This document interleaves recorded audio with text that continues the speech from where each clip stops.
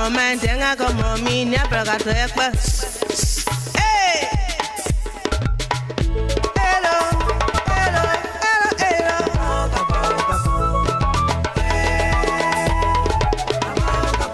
Chopra ya limie, yepa kukwebo. Chopra ya limie, yepa kukwebo. Tabla kapae, kapa kutaito. Tabla kapae, kapa kutaito. Hello, hello, hello. Hello, hello, hello, hello.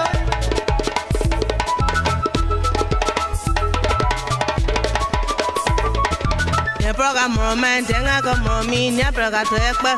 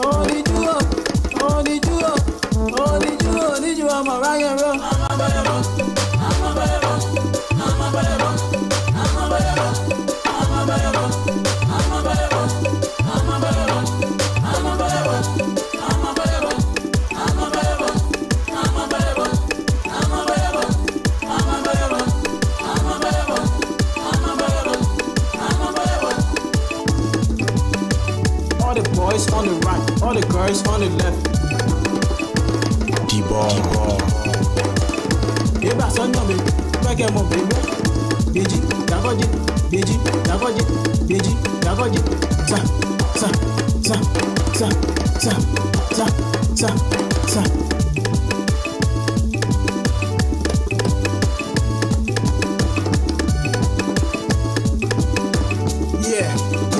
Yeah. Let me tell you, we are so the boy I used to eat. Yeah, can't pull it more than, don't pull it more than, chicken pull it more than. The one I had me more running, all pull it more than, yeah, bah, yeah.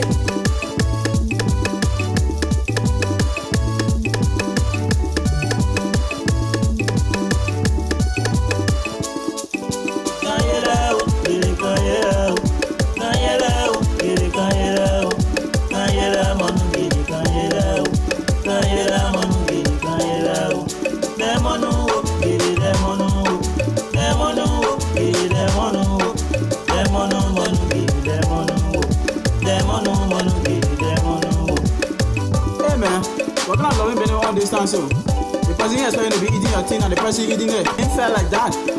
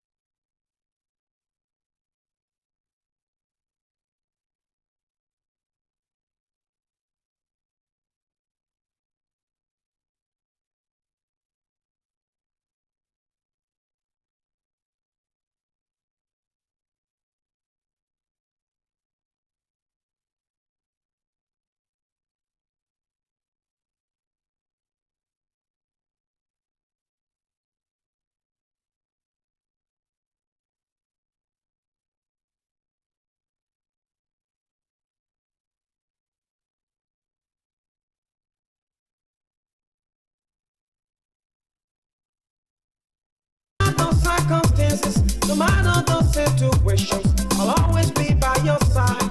When I'm rain or shine, you told me you love me. You told me you love me. You told me you love me. You told me you love me. You told me you love me. You love me. But to me.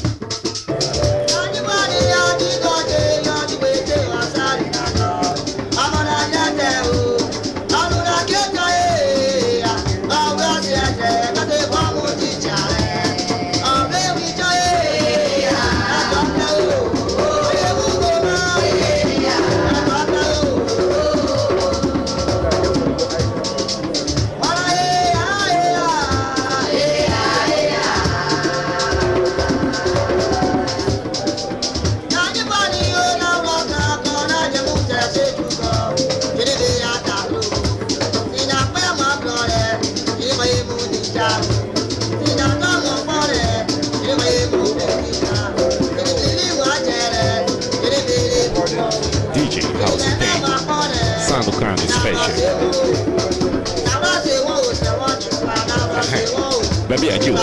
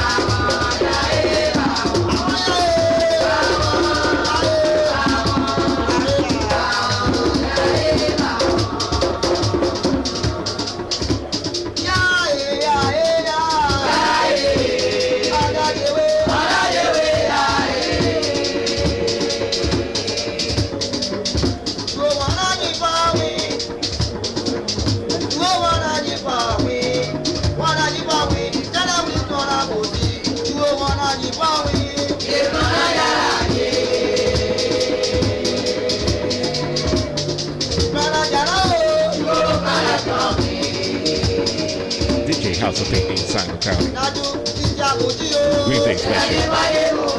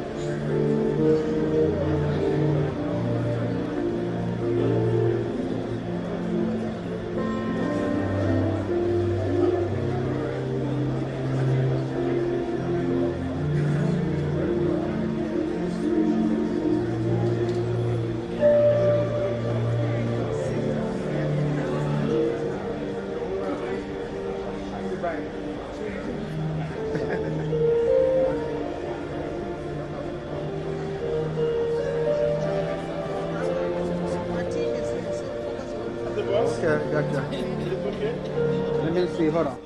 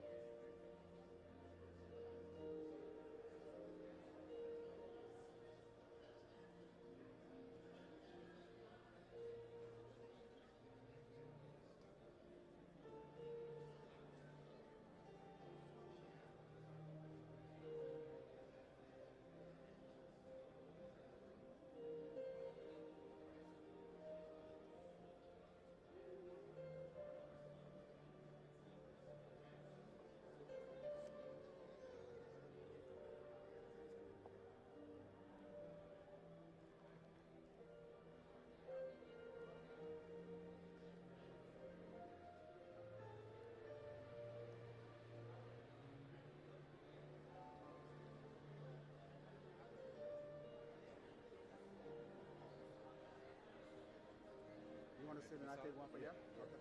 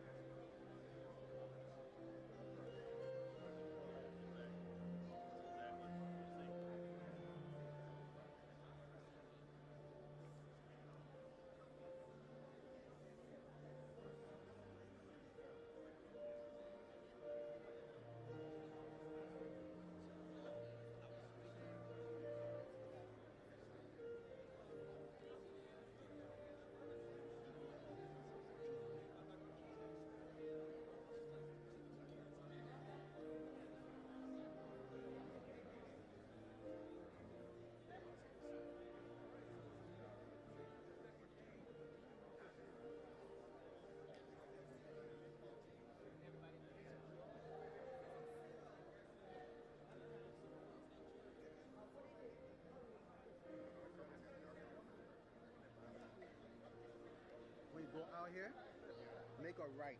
When you go back to the entrance, and then coming back in, you'll see it.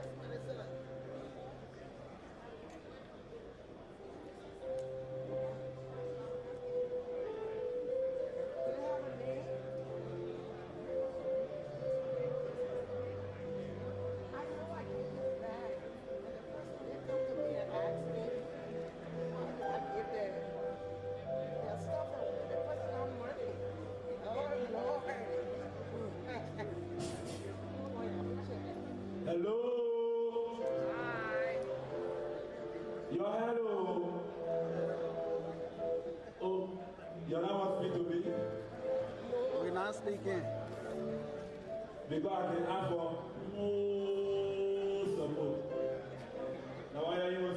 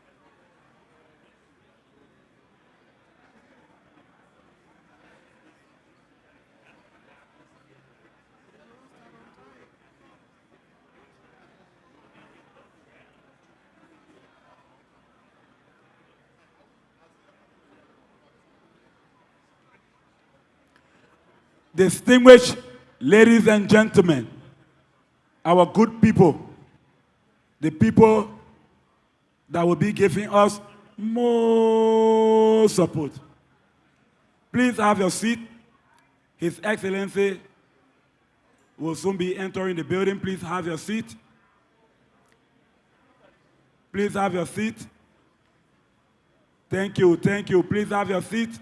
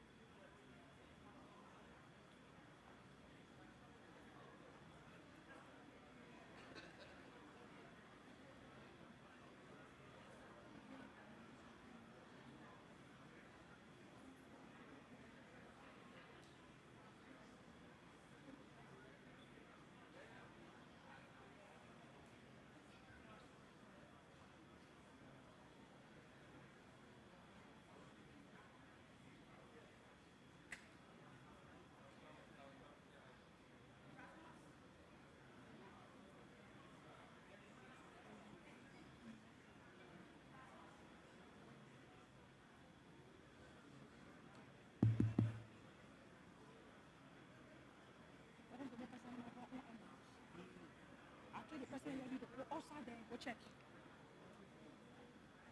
Antoinette? Antoinette? Antoinette, mama, they're calling her, she can't answer. There's a problem there. She doesn't answer call. You can't bring the president in the house unannounced.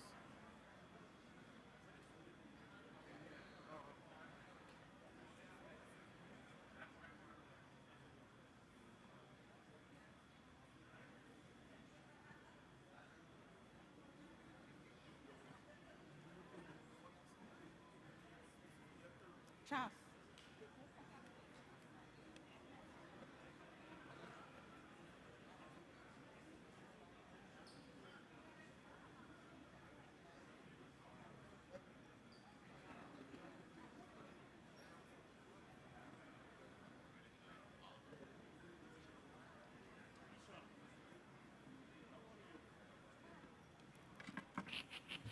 Mr. President, the community leadership,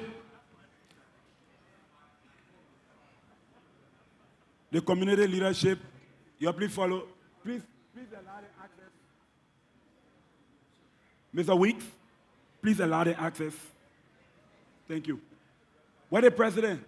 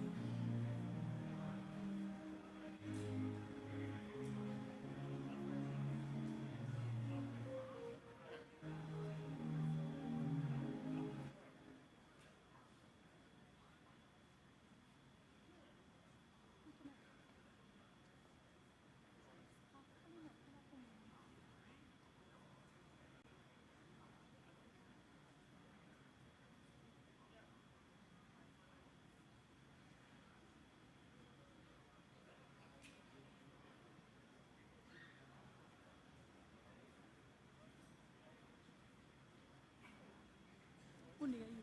Who there by you? Who there by you? Who's sitting by you? Who by you? Who's sitting there by you?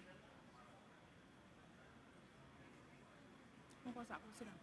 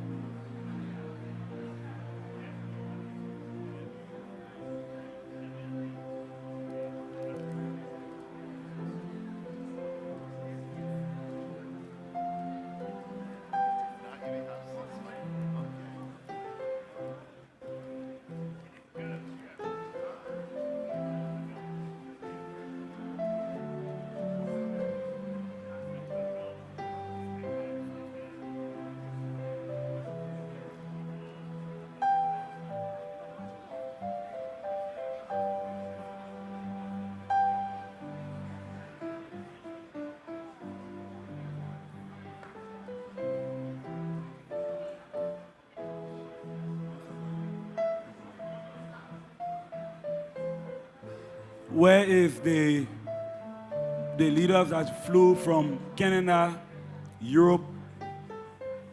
Please make your way up front. If you are here, thank you.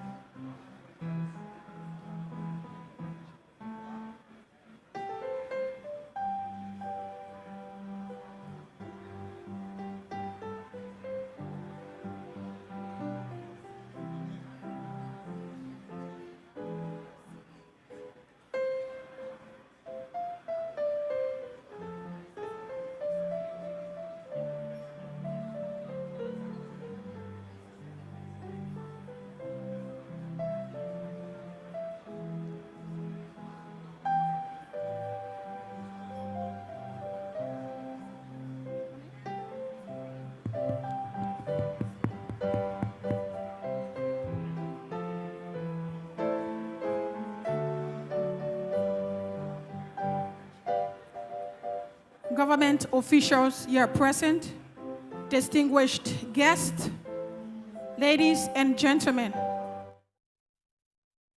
Announce the arrival of His Excellency Joseph Yuma BOAKAI Sr., President of the Republic of Liberia. He is accompanied by his wife, Mrs. Katumu Yata BOAKAI. We can do better than that. Our president is in the house.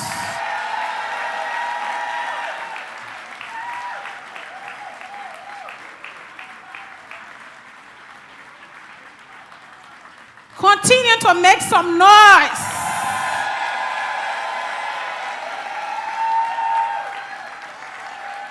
Hello, Liberia.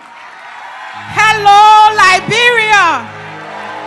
Hello, Liberians.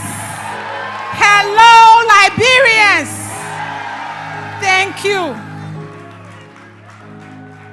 Thank you. Thank you. Thank you.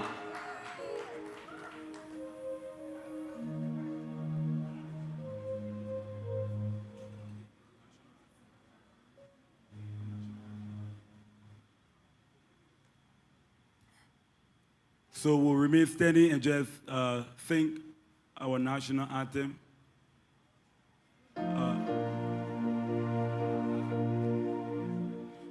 Hail, Liberia, hail, this glory. land of liberty shall be ours. Morning bring me a free and mighty be apart. Glory morning bring me a free and mighty be apart.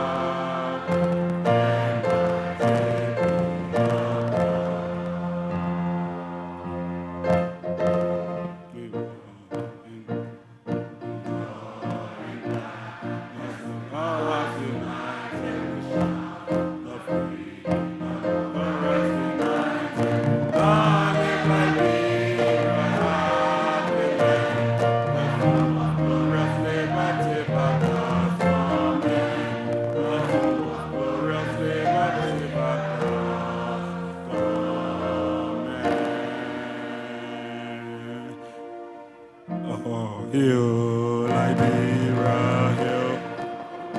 Oh, hill, Liberia, hill. In your strong success, we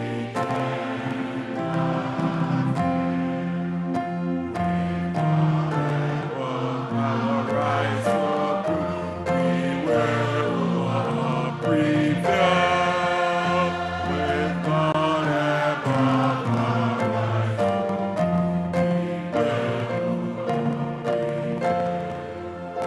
we will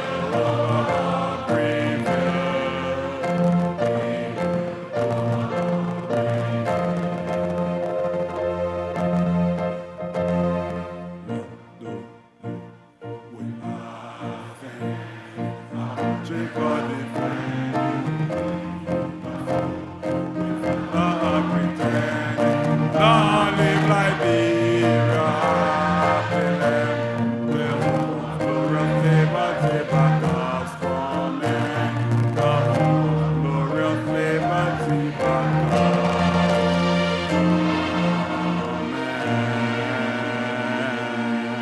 Thank you, thank you, thank you, thank you, thank you. Once a Liberian?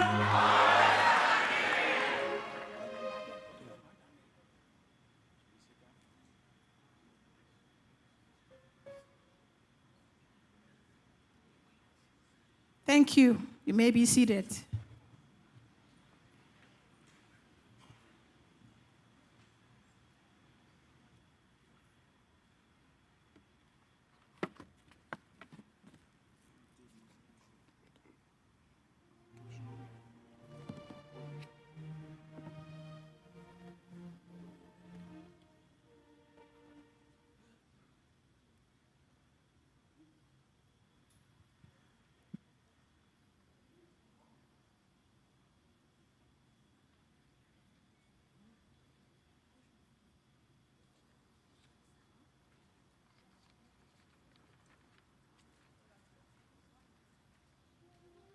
Distinguished ladies and gentlemen, Mr. President, Madam First Lady, distinguished officials of government,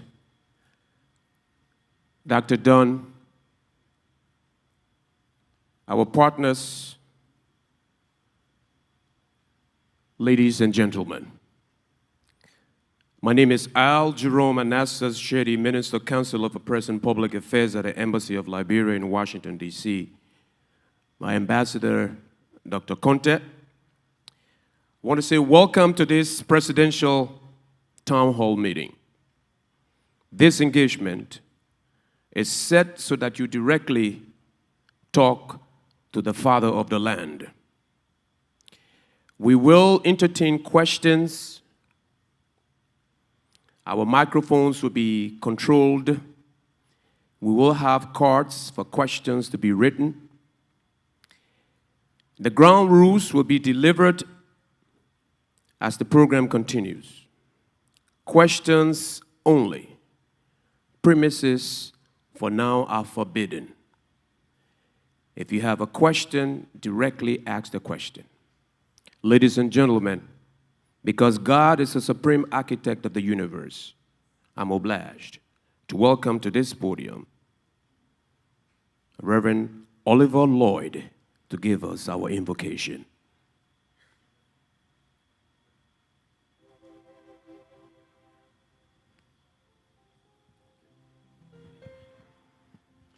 Let us all stand as we invoke the presence of God in these walls.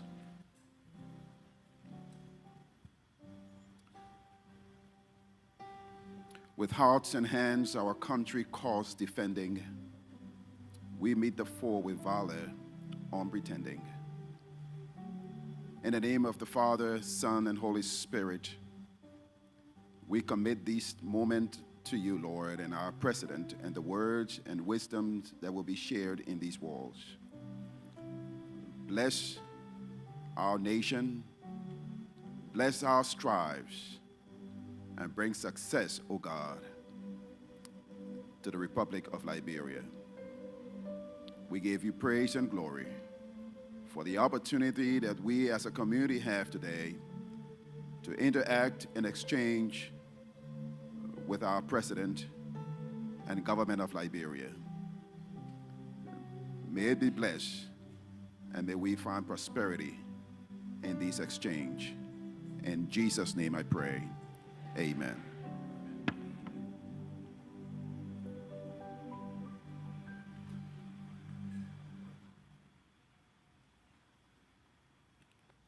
This town hall will be officiated alongside Mr.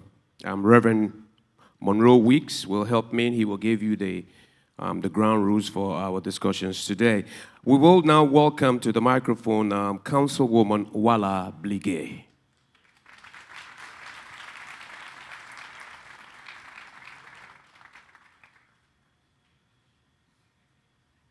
Good afternoon, everyone.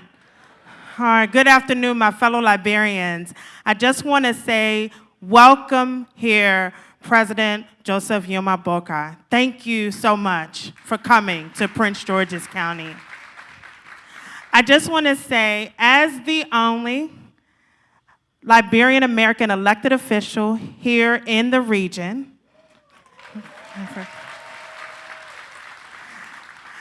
I've been in office for 3 years now. And thank you, many of you all, for pushing, the Liberian community pushed for me to be in this seat. But I said, once I come here, if the president comes near Washington, D.C., you must visit me in Prince George's County. I just want to, first of all, thank our pastor here, Pastor Kobe, Pastor Somphan Kobe. We are in the house of Redeemer's Chapel. When I called Pastor Kobe, he immediately opened up and said, you can host this here. I said, we want to make sure if the president is here, I would like him to come to my county that I serve, Prince George's County. And Pastor Kobe, are you here?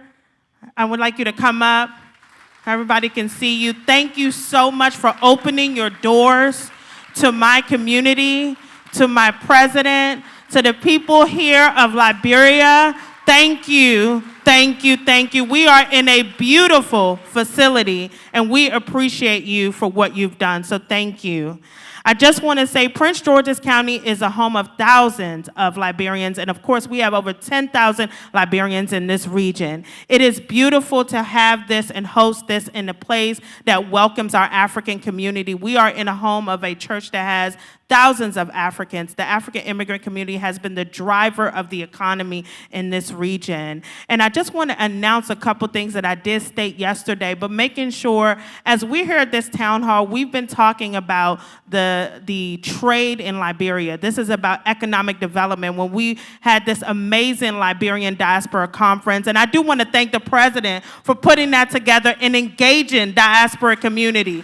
We are ready to give back to Mama Liberia. This is what we want to do, and you've opened up the way for us to do it. Prince George's County is going to Liberia in January, and I want to make sure we are bringing trade and investment to Liberia, and I've been working with Ambassador Conte. Thank you so much for working with me, and I also would like to recognize Michael Lorry, Deputy Secretary of State for the state of Maryland. Can you stand up? Welcome.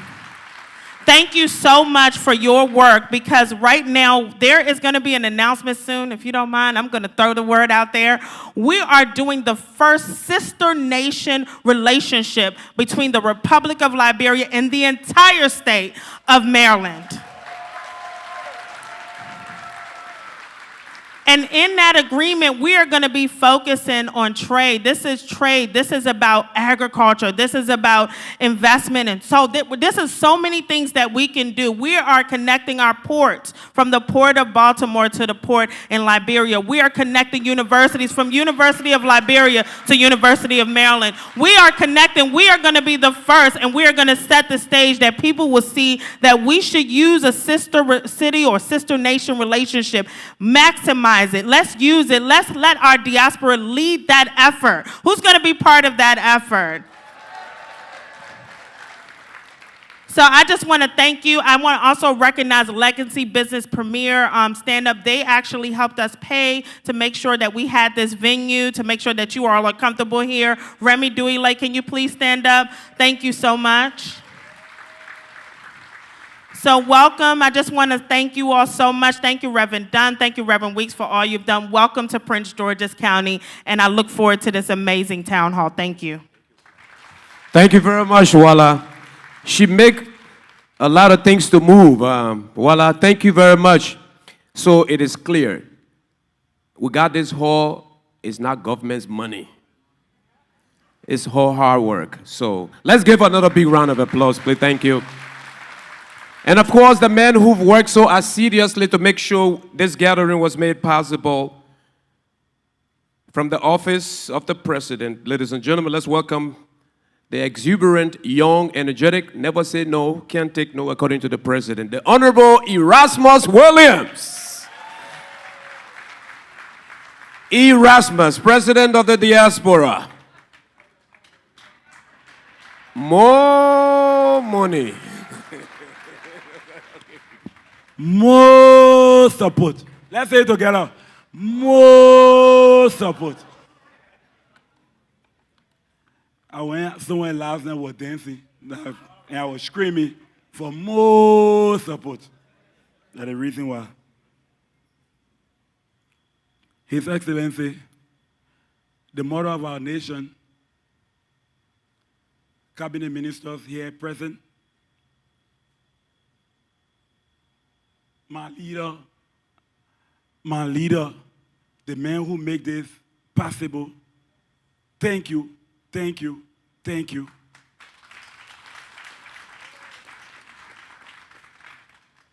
The co-chair, the president advisors, Mr. Ambassador, who's hosting this first annual Diaspora Conference being held in the United States. Honor your leadership. Thank you. Elected officials here from the United States. And our own sister, please stand. She's a Liberian, she's elected. Please give it up for her. We are proud of you. Thank you. Members of the press, my most supporters, Mr. President, thank you. Distinguished ladies and gentlemen, and I have the tribe over there. Please stand, let the people see you. Come. You please come. So you see the tribe, come, you come. Clap for them, please. Give it up for them. I will tell you why. They put themselves together, formed themselves into a tribe to recruit African Americans to Liberia.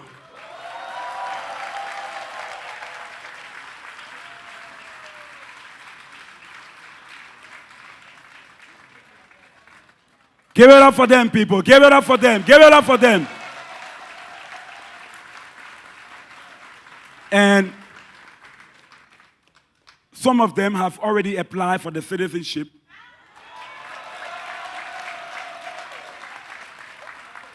Some of them have already obtained their resident permit. And in December, some of them will be receiving their official citizenship for the first time. want to say thank you. Thank you for coming as we collaborate on some of the other things we talked about on how to strengthen more support for Liberia. Thank you very much. You may have your seat.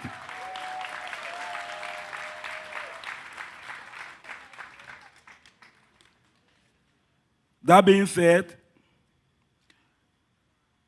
I just want to say thank you to members of the Diaspora community. I told somebody last night, I said, we were walking in the dark. And it's like we were looking for light. And we couldn't find it. And the light came on when His Excellency took over. Hello? And when we saw the light, we all just came together and started running to that light. And because we saw that light, it was the birth of the official diaspora engagement. And now we are seeing the light. We all need to keep the torch on so we can get more support. Thank you, ladies and gentlemen. Thank you so much. Thank you for coming. Appreciate it.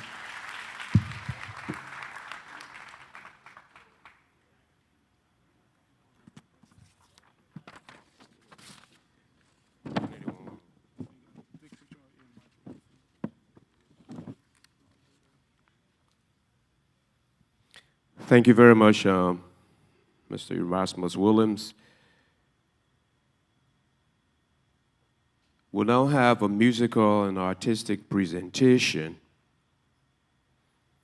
after which we'll have the recognition of our presidential entourage.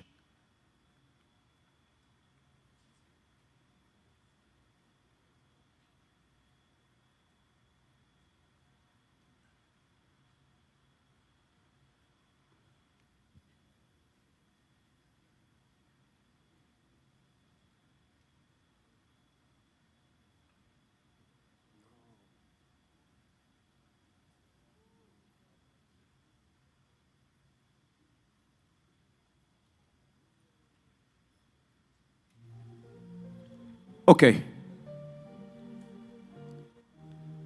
A great musical ambassador who served our country for many years. She used her voice to unite and reconcile. She used her voice to win souls for Christ. Words alone are just not adequate to describe how super fantabulous this lady is. Her voice, so melodious. Ladies and gentlemen, I have the honor to welcome to this microphone Ambassador Myron Cassell. Praise the Lord. Hello, Liberians. His Excellency, President Joseph NYUMA BOAKAI, and my mother, First Lady, I salute you, all protocols observed. I am so glad to be here today. This is historic, and I'm glad that I can be a part right now. I've been away from Liberia. I love Liberia. I've been in Liberia all my life, but circumstances forced me out of Liberia because I lost my only child, which was devastating. And I've been away from Liberia for 14 years. And this year, I'm going back to Liberia. Amen. And not just going back, I have a children's hospital project, and we're having this concert at the SKD Sports Complex. You are all invited. It's going to be on November 29. It's going to be super glorious. I look forward to seeing all of you there. Amen. Let's go. Hallelujah. Liberia.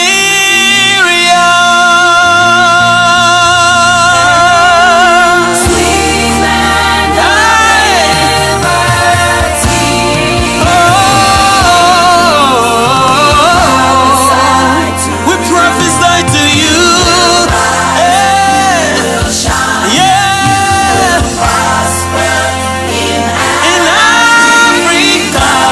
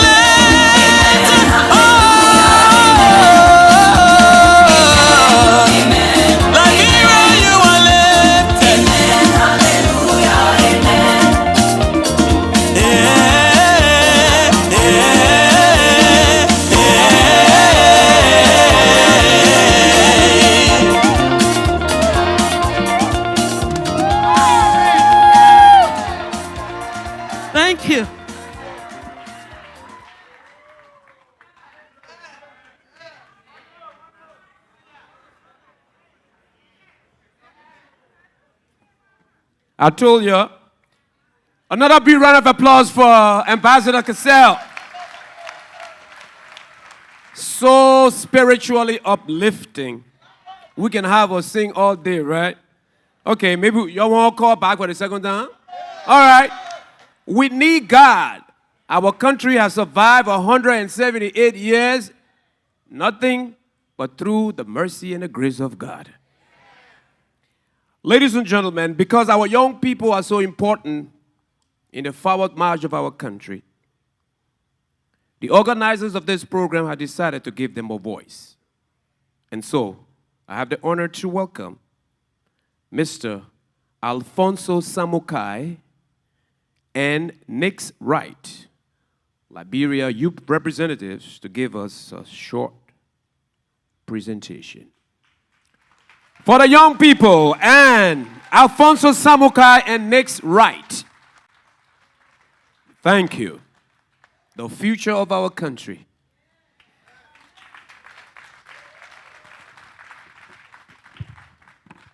Thank you all for having me. How's my people doing? That's what I like to hear. Thank you all for being here. And of course, thank you, Excellency, Mr. President, BOAKAI, for having us as well. I am representing the youth of Diaspora. And of course, I am also the GGA youth spokesperson. And I am here with the vice chair of GGAA. Today we gather here to confront two critical challenges that threatens the soul of our nation: the growing crisis of drug abuse and the silent yet devastating consequences of sexual violence. These issues not only destroy lives, but also weaken the very foundation upon which we hope to build a prosperous Liberia. First, let us reflect on the reality of drug abuse in our country. According to reports, nearly 2 in every 10 Liberian youth are using narcotic substance abuse. In Monrovia alone, there may be as many as 100,000 drug users out of the population of 1.5 million. Nationwide, the government has identified more than 47,000 at-risk youth using substances right now, such as Kush and other narcotics. Our communities are seeing too many young people fall victims to harmful substances. These drugs rob our youth of their future, leaving families broken and our communities unstable. What should be a leader of generations, innovators, and educators have now become weakened by addiction. Equally as urgent, we are plagued with sexual violence within our country. Rape is not just a crime against one individual. It is a wound against the society. Liberia is a very young country, if you guys may not know.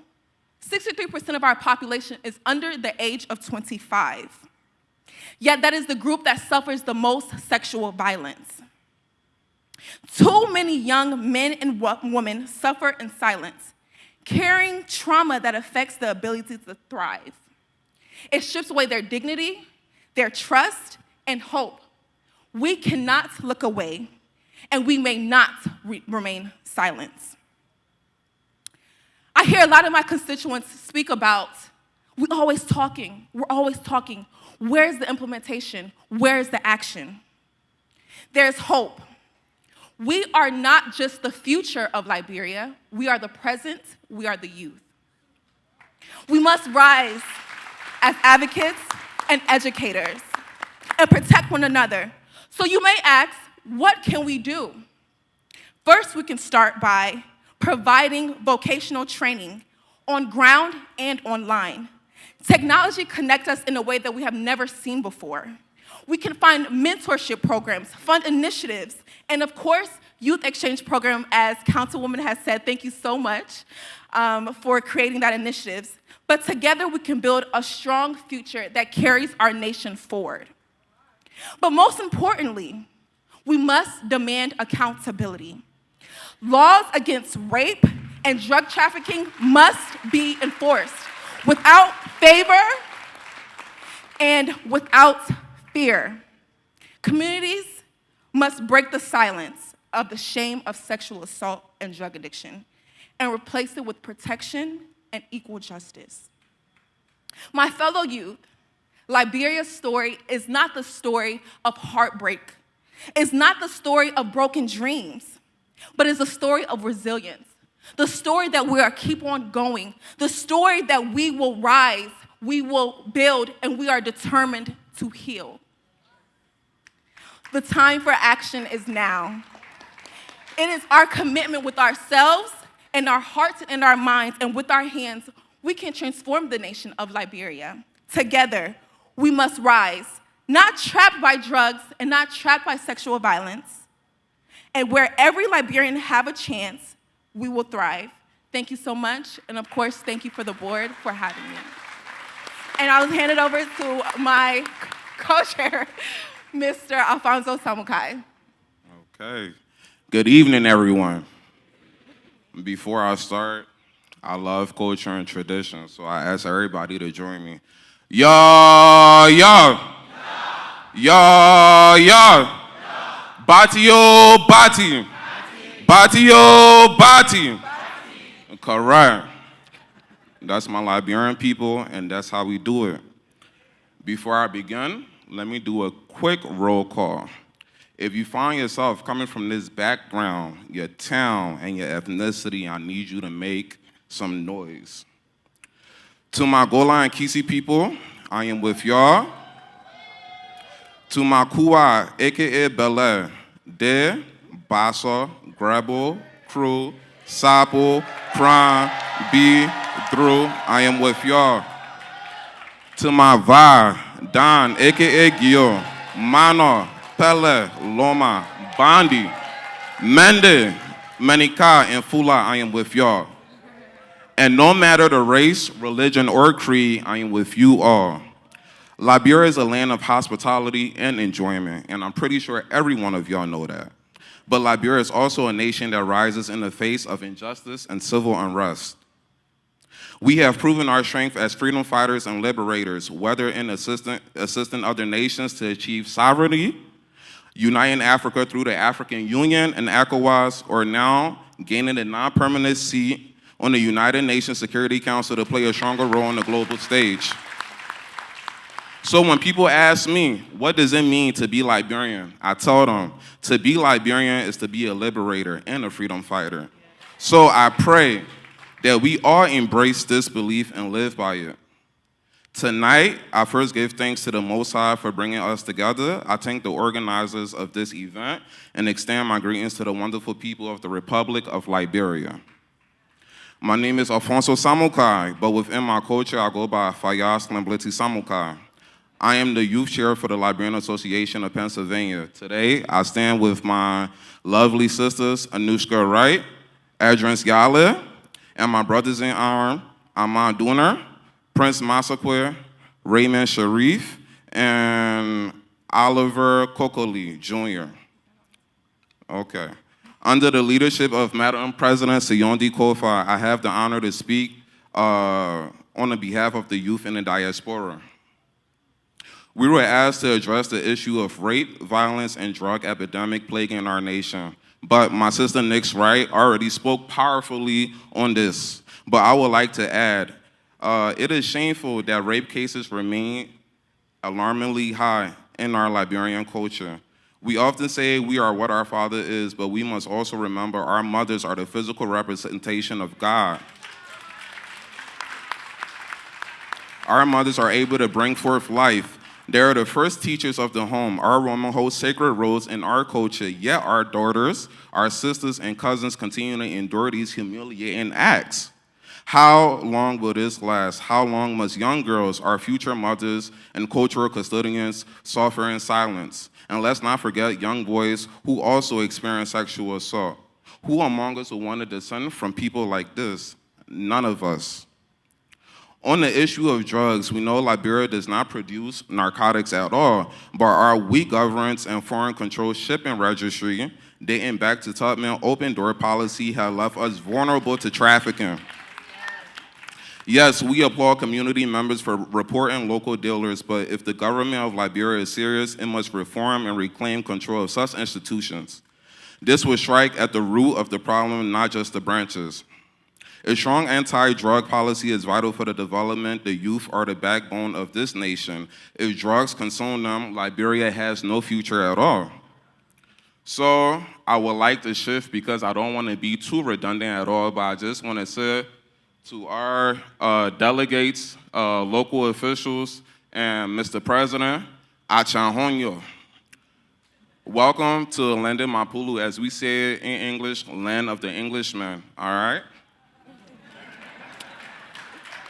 We often like to think of America as a melting pot where different people can come and benefit, but follow, the rules change for those of us coming from the continent. America doesn't care whether you're Pele or you Basa, you Nigerian or you Kenyan, as long as you're black, we all face systematic racism within this country.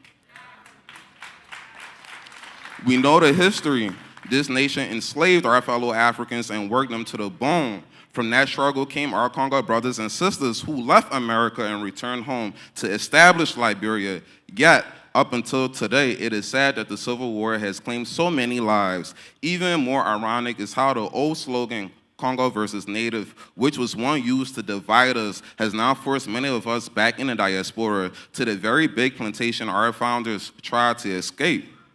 But as my father always told me, he said, every disappointment is a blessing. So we as Liberians, whether born at home or abroad, now have the opportunity to learn from the societies which we live in and apply that knowledge to build a stronger Liberia. Okay? Right now, however, the job market is tough. Inflation has made food and housing harder to afford. And under Trump administration, we have seen the elimination of DEI programs, rollbacks of fair housing regulation, and changes in immigration policy, all of which have hit the middle and lower classes the hardest. And it is within the classes that most of us as black people and as Liberian in America find ourselves. So this is why, Mr. President, I must address something you said earlier this year. You stated, if you don't come back home to build your country, like your business. Because y'all sitting down conveniently in the States or somewhere thinking you're enjoying life.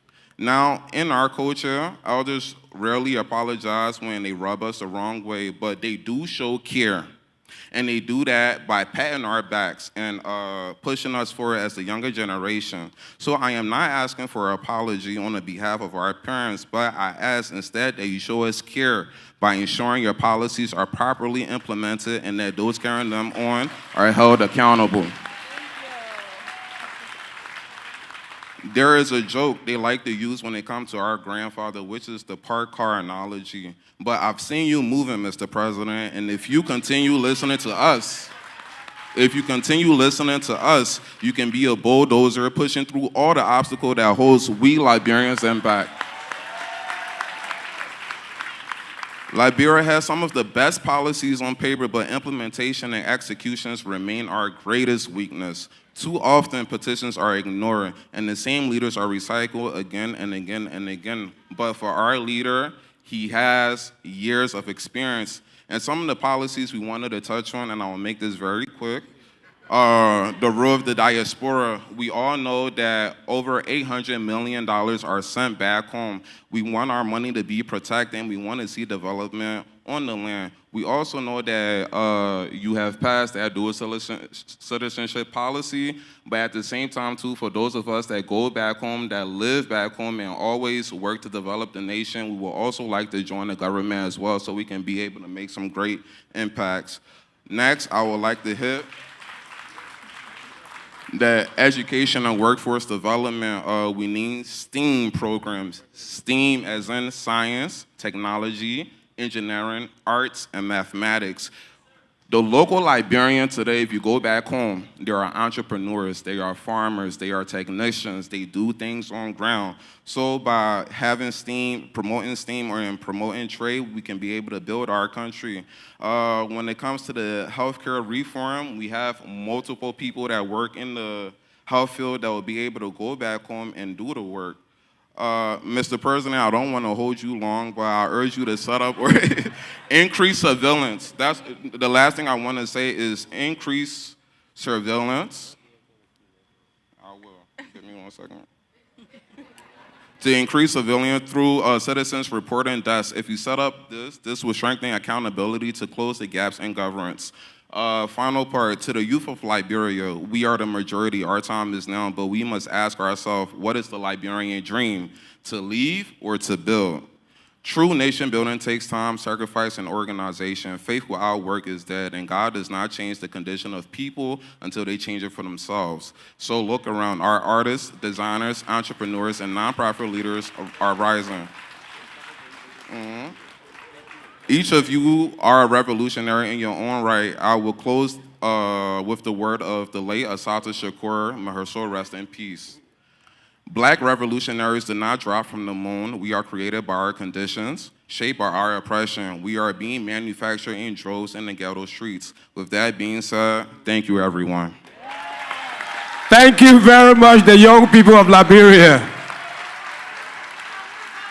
Yes. Thank you. And the rest of your message, the president will receive it. What? I meant 2 minutes now, small 2 minutes. No, the boy won't speak his heart. And if you were left with me, without time constraint, I will allow you to talk, right? Because we're going to be careful with those people because the future of our country rests on their shoulders. And if they have a lot to talk, let them talk, right? Let them vent. Now is the time for us to listen. And like he said, the president is not parked. He's a bulldozer. Right? May we give him a big round of applause again. And now, ladies and gentlemen, I have the honor to welcome to this microphone someone who's going to introduce our government officials present. We did not do that in full. And so the illustrious Director General of the Liberian Cabinet is Mr. Nathaniel Kwabo. I want to welcome him to this microphone. And there's one word all Liberians call the same. Ponder. Think about that. I'll come back. Good evening. Good evening, ladies and gentlemen, and Liberians here. When the president took office, he said there'll be no business as usual. And he also said that his officials that he's going to appoint will not wear their titles on their sleeves, but that they should deliver. And true to his word, he has been able to put a great corps of ministers and officials of government who are delivering, and some of them are here. I'm just going to introduce some, few. We don't have the full complement of those who accompany the president on this trip, and those who are here I will introduce to you in no particular order. We have with us, of course, your man, the ambassador of Liberia to the United States, Dr. Al-Hassan Conte, the president representative. Dr. Conte, welcome. Thank you. As you know, Liberia has a new development plan called the AAID, AID, which is the Arrest Agenda for Inclusive Development. And the spearhead of that plan is no other but the Minister of Finance and Development Planning, Mr. Augustin K. Ngafwa.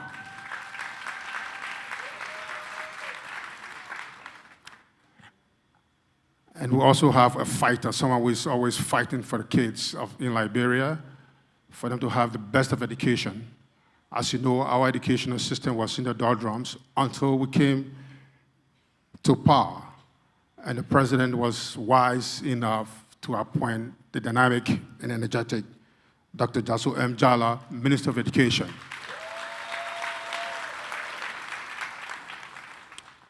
You've been hearing the voice of the government. He has no punches. And I'm pleased to now introduce to you the Minister of Information, Jeremy Pia.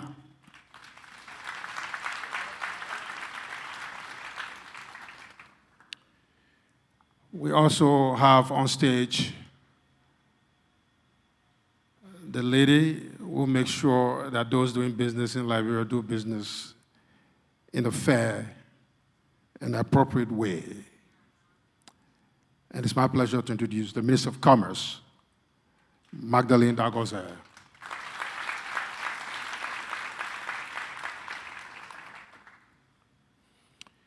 We also have key advisors to the President who accompany him on this trip. And I will begin by introducing the experienced Professor Dr. Augustine Connor, Senior Advisor to the President.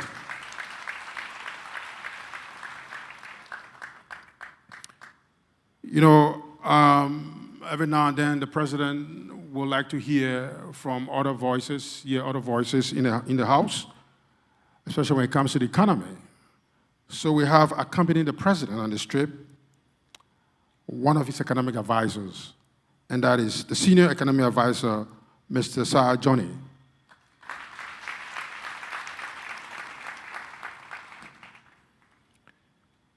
Also here with us, and of course, she's no one to be introduced because she's introduced herself over the last year and a half. I would like to recognize the President's political advisor, Madam Magdala Cooper.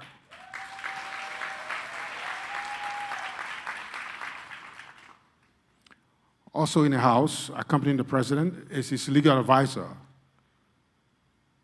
The advisor has been receiving some punches in the last year because of his strong stance, which has been quite appropriate in terms of guiding the President on a lot of legal issues and constitutional issues. And that is no one but Councillor Bushubenketa, legal advisor to the President.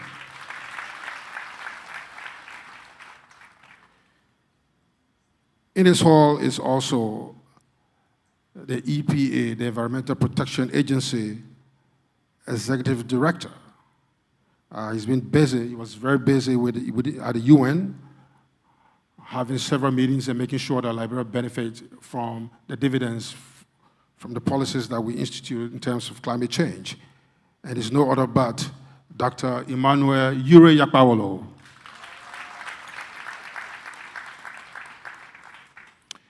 We also have the Deputy Minister of Information, Deputy Minister of Public Affairs at the Executive Mansion, the Minister of State, Mr. Anthony Kessler. Is he here?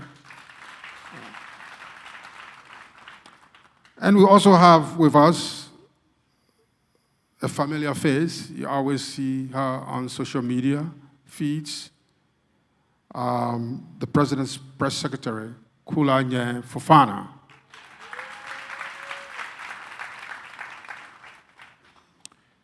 And of course, the hardworking Chief of Protocol, Madam Antoinette Wallow.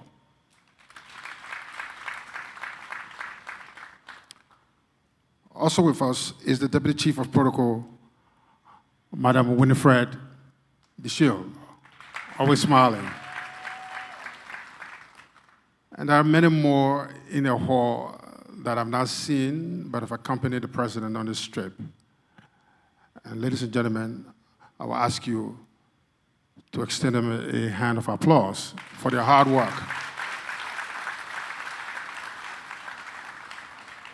So with that, I would like to say thank you so much for coming, and we look forward to hearing from you. Thank you.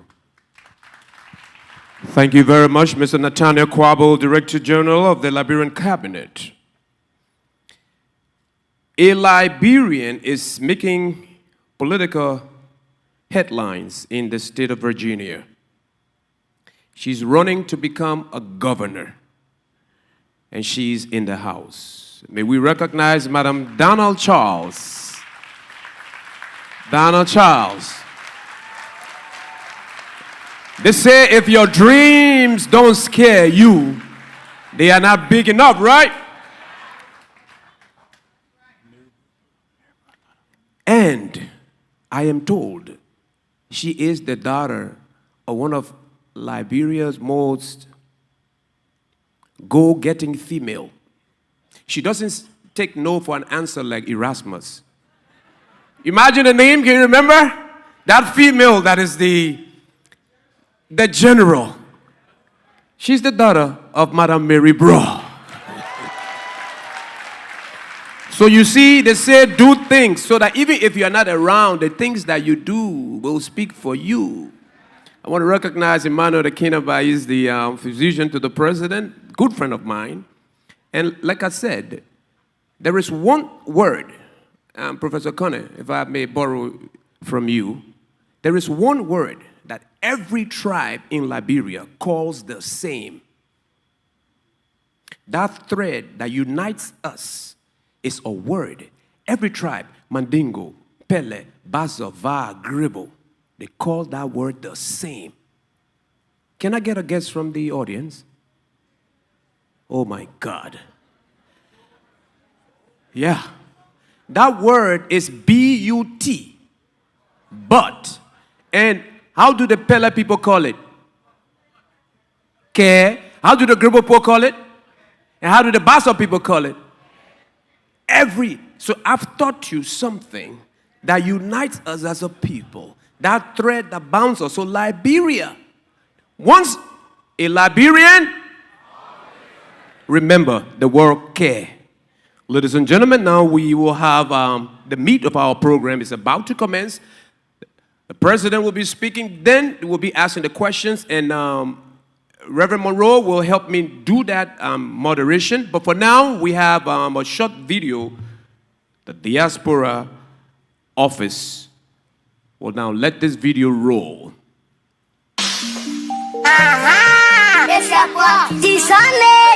Success.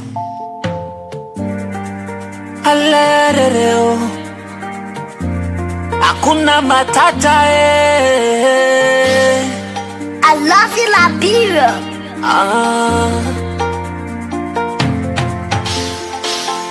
Today is a beautiful day. Everybody come, let's celebrate, jubilate, elevate. My heart is filled with joy to see everybody from around the world. Ahe, oh yeah. Mama Liberia, beautiful land. Mama Liberia, beautiful people. Ahe. Mama Liberia, beautiful land. Mama Liberia, beautiful culture. Mama Liberia, 1, 2, 3, go. The Liberia Diaspora, I know everything celebrations. Yeah. For country festival, to investment somewhere, for heritage and world, to cheering Christmas party. In Liberia, love Liberia, sweet Liberia. In Liberia, love Liberia, Liberia. Let's rock out to the country, let's celebrate. Liberia rap, Liberia shine, Liberia festival. We got beautiful beaches in Liberia. We got river, they can see. Liberia too beautiful. Yeah, come and see for yourself. All hail, Liberia hill, united we stand, divided we fall. Let's come together and build Liberia. The Liberia Diaspora, I know everything celebrations. Yeah. For country festival, to investment somewhere, for heritage and world, to cheering Christmas party. In Liberia, love Liberia, sweet Liberia. In Liberia, love Liberia, Liberia. Let's rock out to the country, let's celebrate. Thanks to His Excellency President Joseph NYUMA for his hard work and dedication. Le President welcome every diaspora all around the world. Every Liberian, there is nowhere like home. There is nowhere like homeland. Hey, hey, hey. Every Liberian, welcome to your home. We got beautiful culture and art, beautiful songwriting and heritage. We awesome, I say we awesome.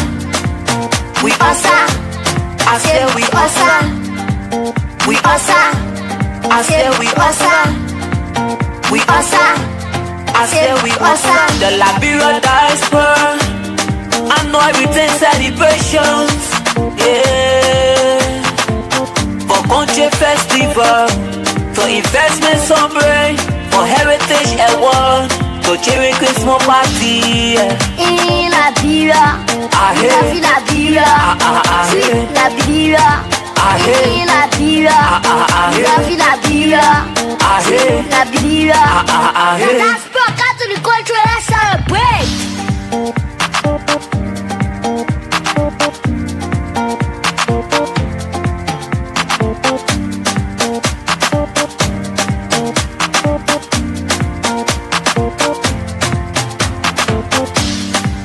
We awesome, I say we awesome. We awesome, I say we awesome. We awesome, I say we awesome. We awesome, I say we awesome. We awesome, I say we awesome. We awesome, I say we awesome. We awesome, I say we awesome. We awesome, I say we awesome. 2, 3, go! The Liberia Diaspora, I know everything celebrations. Yeah.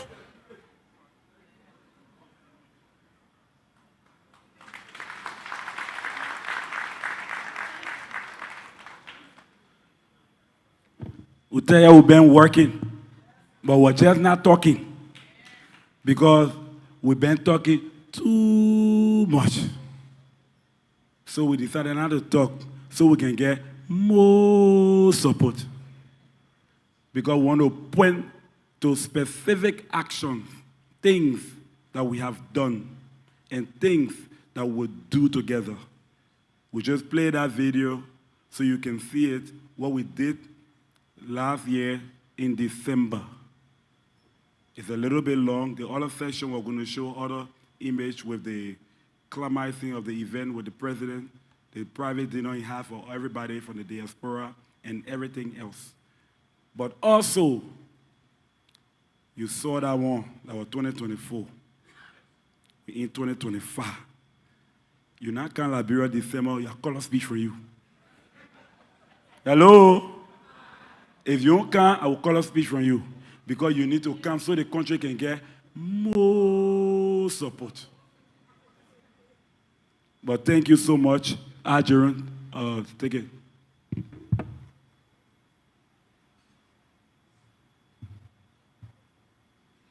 Mistress Katumu Yata BOAKAI, First Lady of the Republic of Liberia,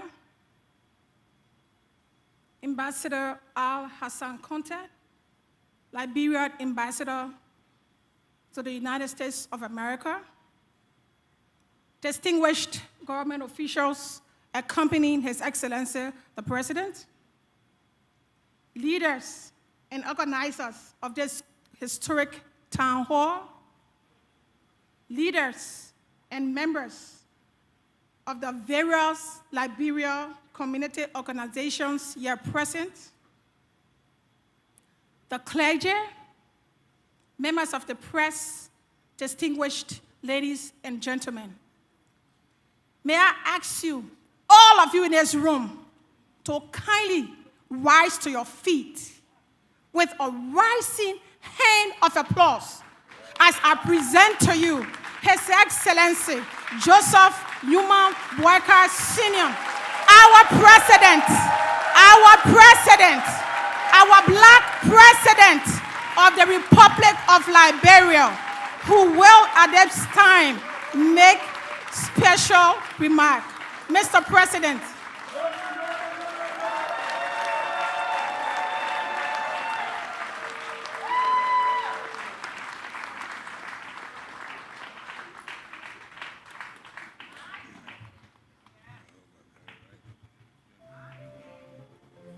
Good evening.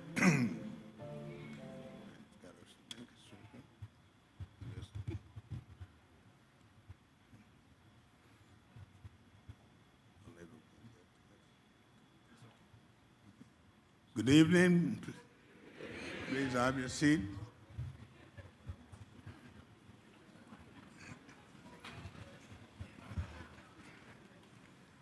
Let me recognize again the members of my delegation here who have already been presented to you, but we want to also recognize our hosts, the leadership of this great country and county, the organizers of this event. We kept on driving and coming. I said, but where are we going? But again, one thing I like, the security, they just move where they move and you don't ask any question. But we are happy to be here. I'd like to,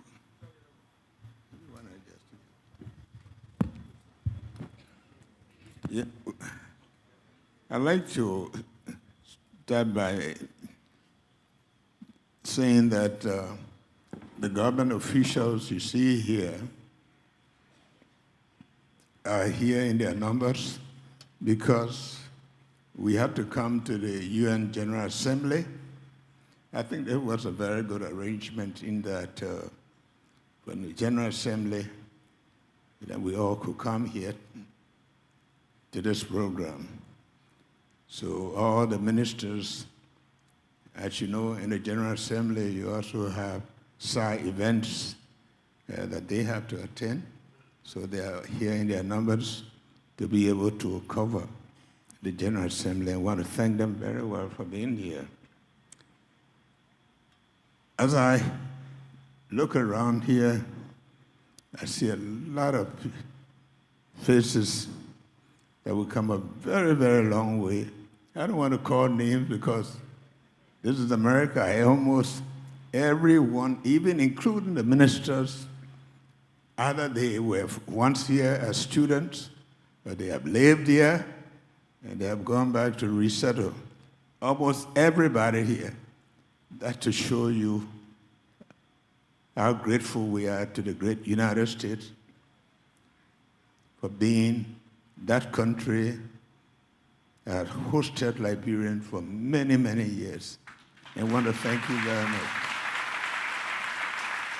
I don't think Liberians feel they have gone anywhere if they haven't gone to the United States. Just as they don't feel they have eaten until they have eaten rice. So I want to thank the great United States for being that partner, that friend, that country that has given chance to our people. I heard a councilman named Walla Bligay, and I kept on asking, Bligay. I had a schoolmate, Alain Bligay, at the College of West Africa. He was a class ahead of me. We lived at the door. I said, this must be some connection. And someone told me that Alain Bligay's daughter. So it is here. Marian, thank you very much for many years ago, you sang this song, Liberia will rise, will shine, will prosper.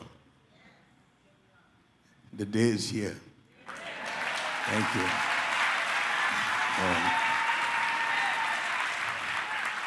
You know, one of the things that we have started doing is to recognize people wherever they are so they feel home. Sometime last year, the beauty queen in Nigeria, Oprah Benson was celebrating her 90th birthday, and we sent somebody there to do an investiture to honor her, to know that we still lay claim on her. She's from Liberia. Thank you very much. Waving from there. So we want to thank you all for this great program. And I want to say that we feel very comfortable here. Mohamed Jones, thank you. He worked with me many years ago. We worked together in LPMC. He ran away from me. He's here too. He and his wife, Sando. And I also have many years way back, just a little kid in Tutbury, Leonard Washington. Thank you. Come a long, long way. Thank you. But also want to say we have our own, the others here from our children who came with us, Randa and all of the other siblings. We want to thank you, and our own physician, Dr. Kenneba. Today we are here to celebrate this great movement, event about our diaspora. So I want to say here, first and foremost, expressing our gratitude for each of you here for your presence. Today is a testament to the enduring bond we share as Liberians. And I am proud to see many of you passionate individuals dedicated to contributing to Liberia's growth and development. We've been talking about remittances, but today we are talking about Liberians taking Liberia for development. The theme of reconciliation and healing that we discuss is from the heart. Some of you will hear that I had gone to Grand Jira to rebury, though we have had a reburial of the late Talbot, and to commemorate also most of those lives that were taken by our country. And I want to say that it is not the end. We intend to build a memorial park that will remember the 250,000 lives that we lost during the Civil War. And also the people who came to rescue us from ourselves, ECOMOG.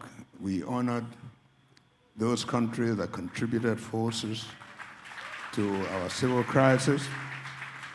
And we intend to take all of them into consideration. They were all Liberians and people who came to fight for Liberia. So I believe this is a great moment for Liberia. And we have a lot of resources we talk about. But I can tell you from the start of Liberia, all the resources being in the hands of foreigners. This is your opportunity to come to take Liberia as a Liberian. You can't claim to be a Liberian when all the best cars are owned by people that are not, all the best houses. That's your country. And that's why we are there, to make sure that we do everything to take over those things for the benefit of Liberians. Not to the exclusion of people who are not Liberians, but there's a traditional thing. You used to say that I cannot call you to eat. We used to eat with our hands. And then you ask me, whose hand is this in the bowl? I invited you. We should take responsibility for our country. And that is why we said that we're going to establish the Diaspora Commission, which I announced yesterday. That's a crucial step so that all the skills, the talents, the investment in the country, we can discuss, plan how to do it.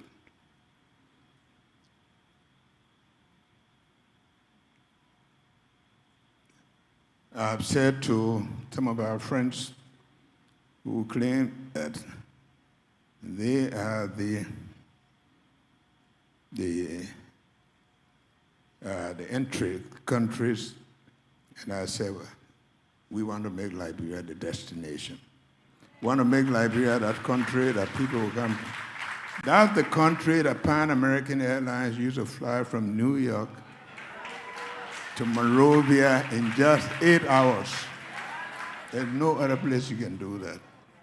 8 hours.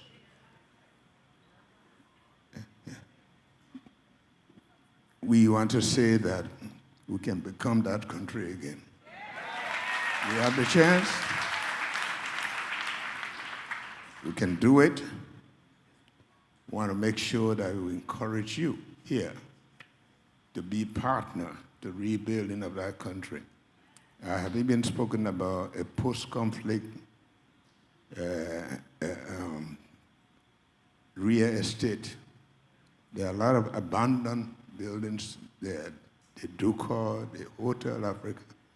We can't just leave them in. After war, we have to go back and recondition those properties. Take them, make them. You can't go on investing in other new places when you have the old ones left and done. And who do you expect to do that? They have to be Liberians. Liberia is a very fortunate country because even people who go to work there, they get attached to the country, whether they're ambassadors, the Peace Corps. When our crisis started, well, the Peace Corps from the United States who were the advocates for Liberia many, many times before these other groups came in. And in fact, I remember when the United States had their memorial service for Peace Corps that lost their lives around the country, I was the one who spoke at the Arlington Cemetery. We continue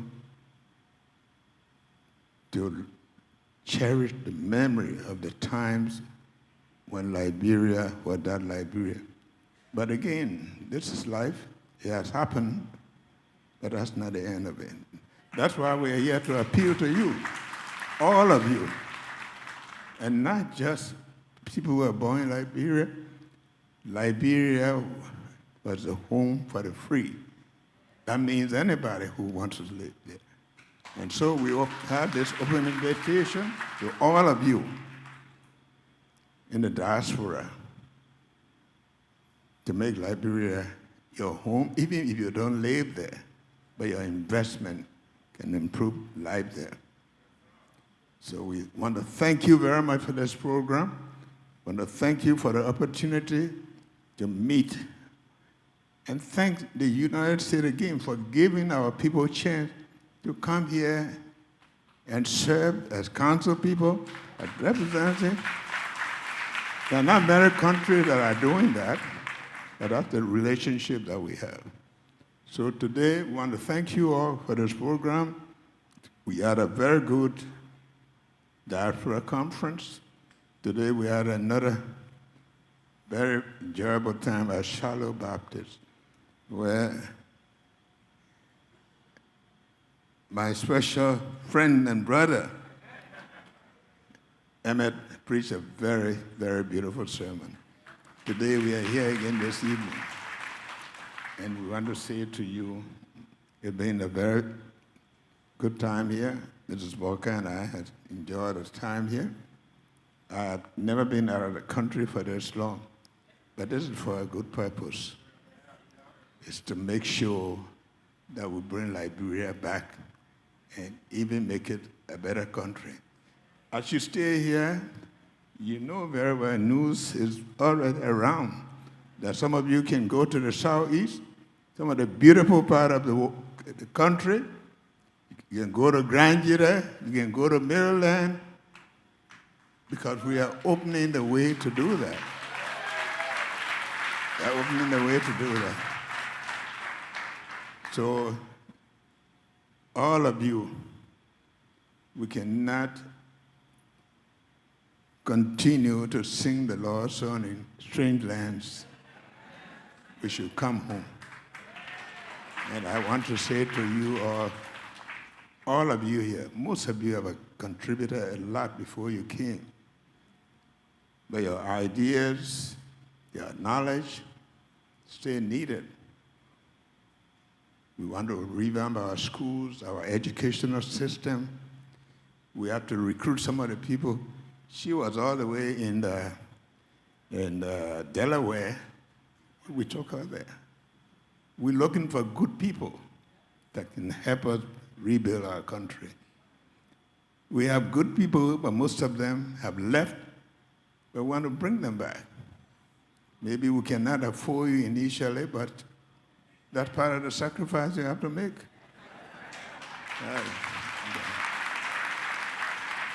So today, I want to thank you all, and I God blessing upon you for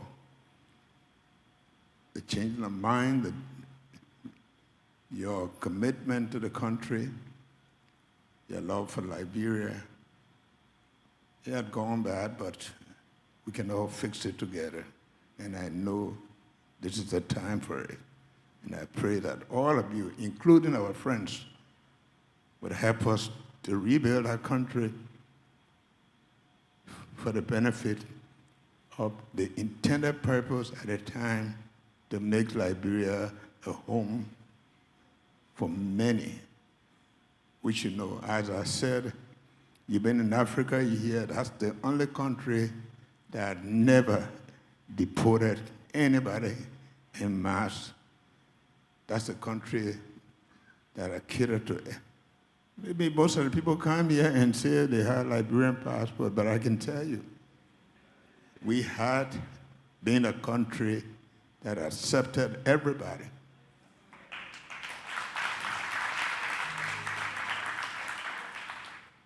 But again, today is the time to rebuild, and we need you. Your little monies you send to your family members, that's good enough. Continue to do that, but invest in the country. You invest in the country, you provide life more than just your family. So I want to thank you all for this program, and I pray that God will put into your heart the desire to come and work with us. Erasmus is inviting you for Christmas, for December. We look forward to seeing most of you. And I'm sure you'll go just not into Monrovia, but you will have the opportunity to go beyond Monrovia to some of those places that you know. Thank you. God bless you. And we look forward to working with you. I know I'm here to dialogue. Fortunately for me, the key players are right here. They'll be able to take some of the answers. I know they will tell you everything is good, but you know it yourself. This time the social media tells, but the social media is biased too. They lie quite a lot. But the truth, I promise you, they will tell you the truth because we have nothing to hide. The thing is, we have to tell you the truth to be able to know where we came from, where we're going, and how you can help. So thank you very much again.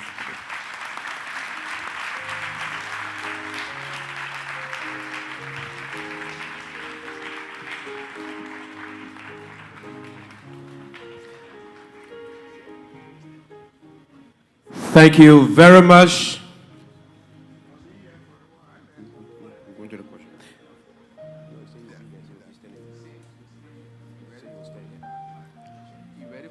Thank you very much, President Joseph BOAKAI.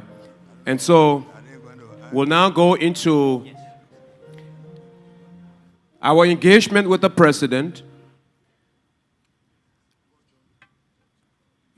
I will have assisting me today Mr. George P. Lobo, Reverend Monroe Weeks, the President National Anthem man. He will be assisting me today. And Monroe, just come in and help give us some ground rules for. Good afternoon, Liberia. Good afternoon, Liberia, and friends.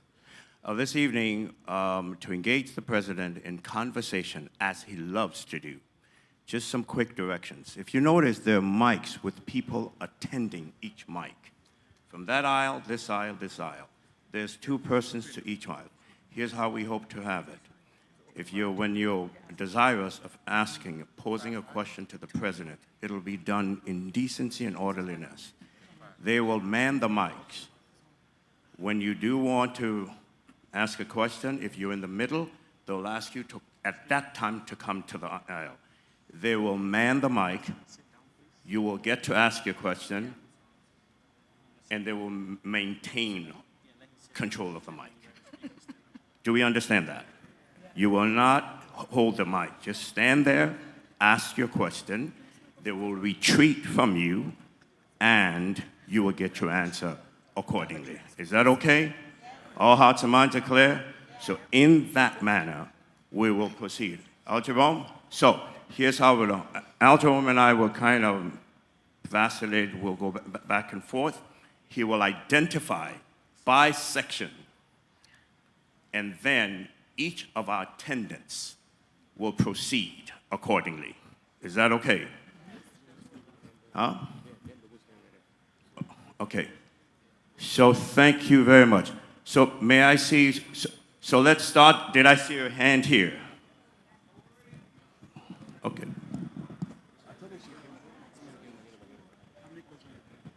One question at a time. Please, no premise. Go straight to your question or we'll shut your microphone off, okay?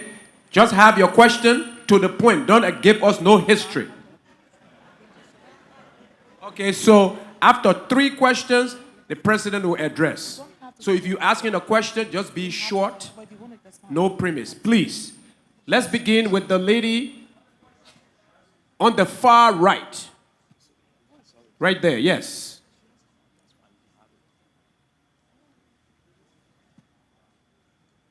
Go ahead. Yes.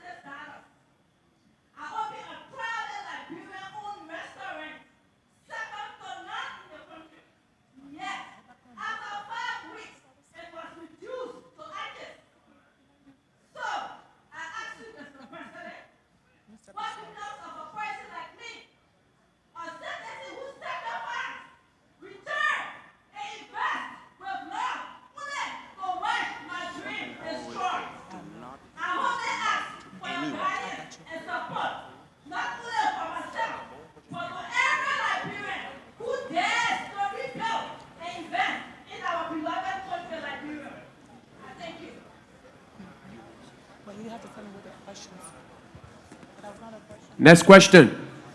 This row. Grace and peace. Leslie Redmond, thank you so much for coming. My question is for African Americans who want to connect with Liberia, are there going to be any programs like Ghana had the year of return and opportunities for, citizenship and wanting to pour our talents and resources into Liberia? Thank you. And a question from this end. Mr. President, as an immigration attorney for 20 years, I've been dealing with a lot of our Liberians facing deportation, and I had to face a lot of them in detention, their fears going back home. We're speaking of the diaspora and coming home. Are there any strategic planning for the ones that have to leave from here in shackles, going back home? What kind of rehabilitative programs does Liberia have, so when I meet with my clients, I'm able to assure them that they're going home and people are going to welcome them home? Thank you. Okay. The first thing for the young lady about the restaurant, as you all know, I feel very uncomfortable to see Liberians who have gone to make efforts to suffer the kind of loss that you have suffered. But again, I think we told you the purpose of our coming into leadership in the country. We may not be able to remedy all of the situations, but I can understand your situation. I know you gave me a call. I cannot promise you that we're going to resettle you or maybe pay, but I think there's a need for you to be in the country. As we move along, there will be programs that will help to be able to take care of those kind of situations, to console those people who have sustained losses. It is not my duty right now to sit down and make commitment, but I can assure you that this is what we are about to do to make sure that we make Liberia a country of law and order, a country that we respect the rule of law, and that we'll be able to discuss those kind of matters in a way in which we see fit for the whole country, not just for one individual. But I can assure you, we'll work with you if you're back in Liberia. Thank you. On the view of the African Americans, we know that the move of the diaspora, we've been talking about it for a long time. We are taking ideas from countries that have already been far ahead of us. So we've already started. I think you heard the announcement about some of the things that we plan to do. I can assure you, we've opened the way already. There are a lot of African Americans who have already applied, and we are working with them. So we are interested in this, and we will work with you. But the doors are open, and we are working with it.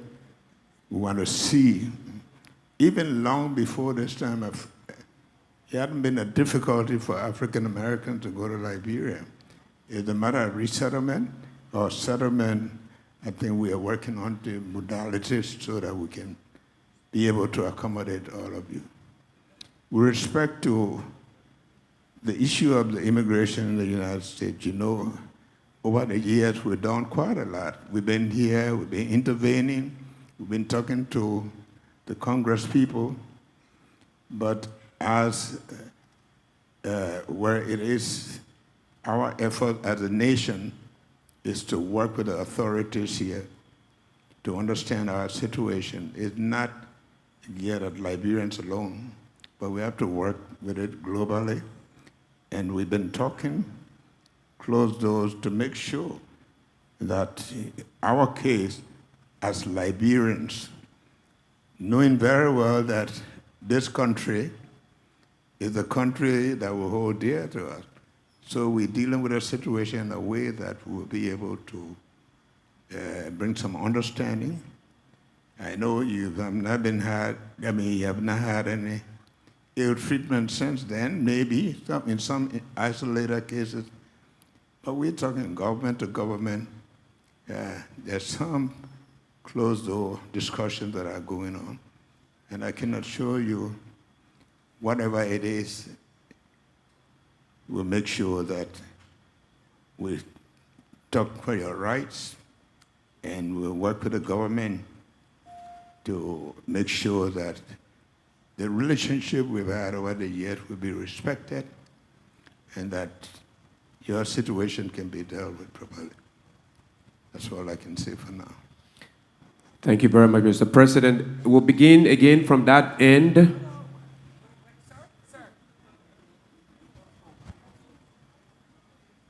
Okay. Hello, Mr. President. My name is James Perry, founder of JP LLC, a technology company building secure login, encryption, documents, and AI-powered monitoring systems. My mother also has been shipping goods to Liberia for over a decade and restarting operations in this January. How can Liberian-owned companies like ours be included in your agenda to protect government data, strengthen digital security, and support trade growth?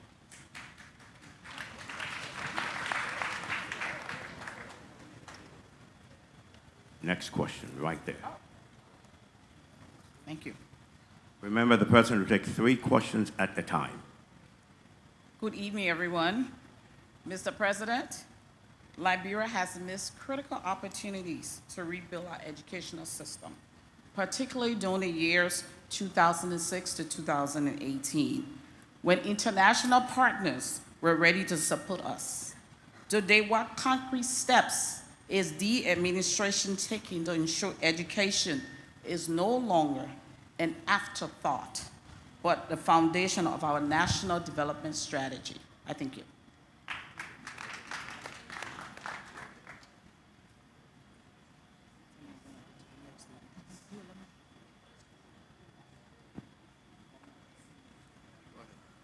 Dr. Kula, please get the next one. Yes. Okay. Hi, Mr. President. My name is Dr. Stella Jeffries. What policies are in place to prioritize Liberian ownership in mining concessions instead of majority foreign control? I recently got a mining license, business, but I will need the support of the president and the government for Liberians mining. Thank you.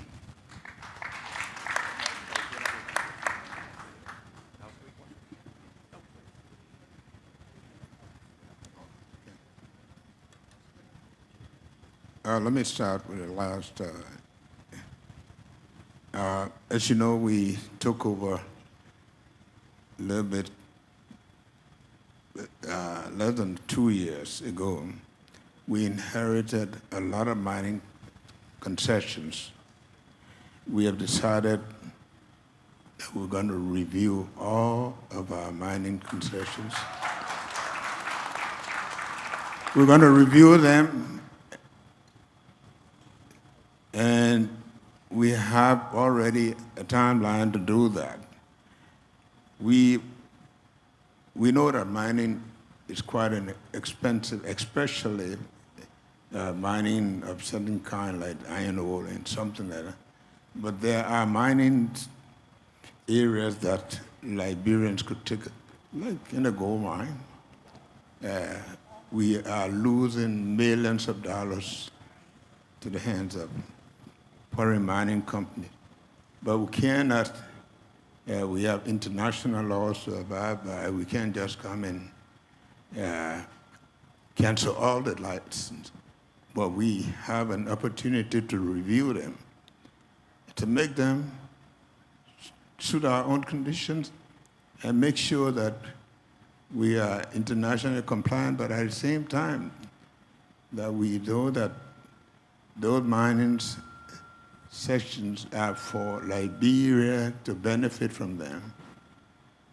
We do agree that some of the mining, in fact most of them, they declare losses in Liberia, but they make profits in their external holdings. We know that. And once we can get to that, the opportunities will open for Liberians to participate. But at the moment, we have to abide by international laws to respect the concession rights that they have. With respect to Liberia missing opportunities, but that's what we're talking about. We miss a lot of opportunities, but again, we're not alone in that. But our determination now in the arrest agenda is to make sure that we come up with programs that will benefit our country And that's what we're trying to do. That's why we're trying with a diaspora approach. Because in many cases, we have left the diaspora out. We have left many people out that have talents and skills and resources to rebuild our country. So this is a new opportunity. We made several, but we're willing to take the blame for whatever happened in the past.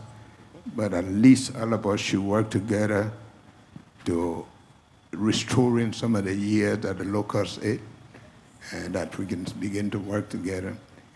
This is a new Liberia, this is a new concept, and that giving you the opportunity to be a part of it.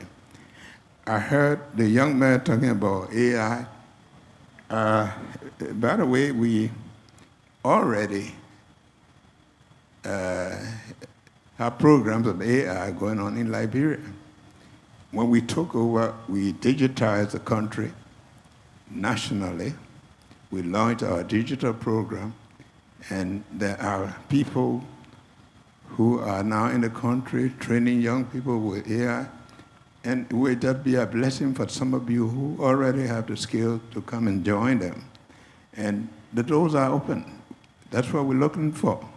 People with knowledge, skills, to be able to work. And you young people, you are the custodian of that, and that's what we're talking about.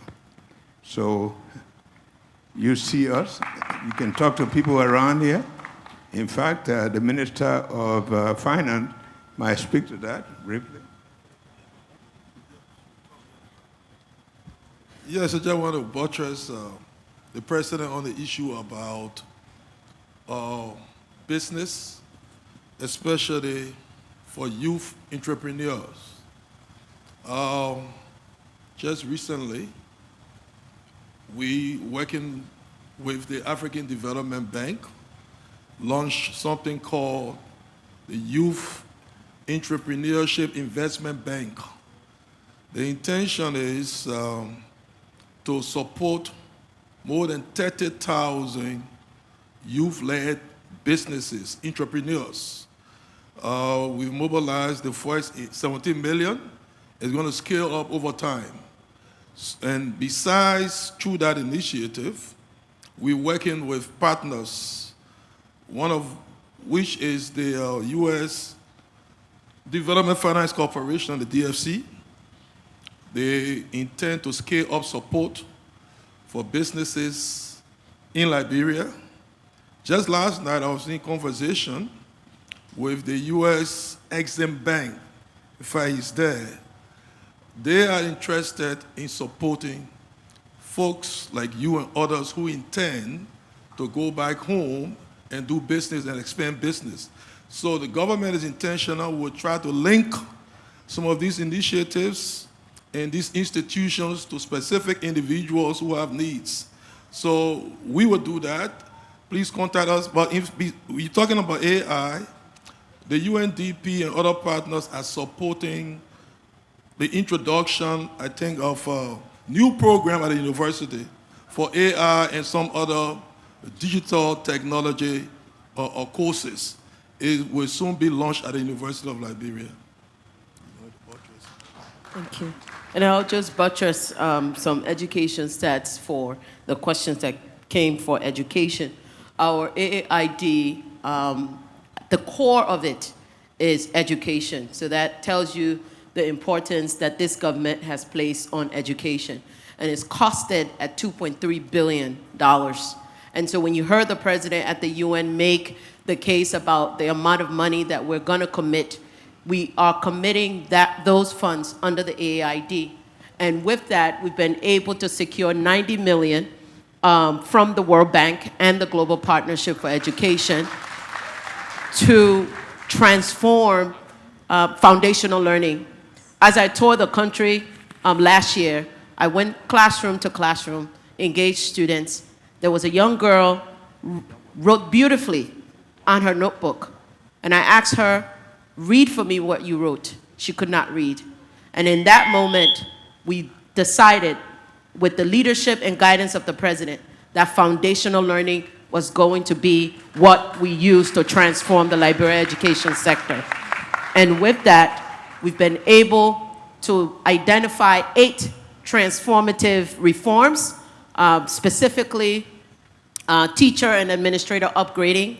We know our girls go to school and they drop out of school by 6th, 7th grade, some of what our young people were talking about earlier. So girls and inclusive education is one of the priority reforms.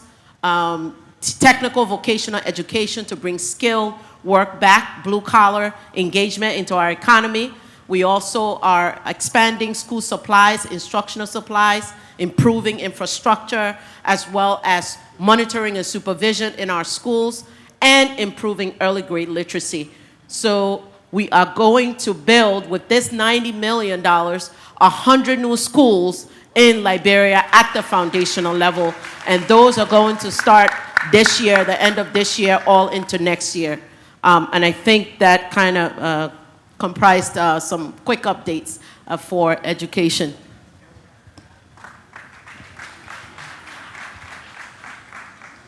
Well, I just want to make some clarity regarding trade. I heard you talk about trade.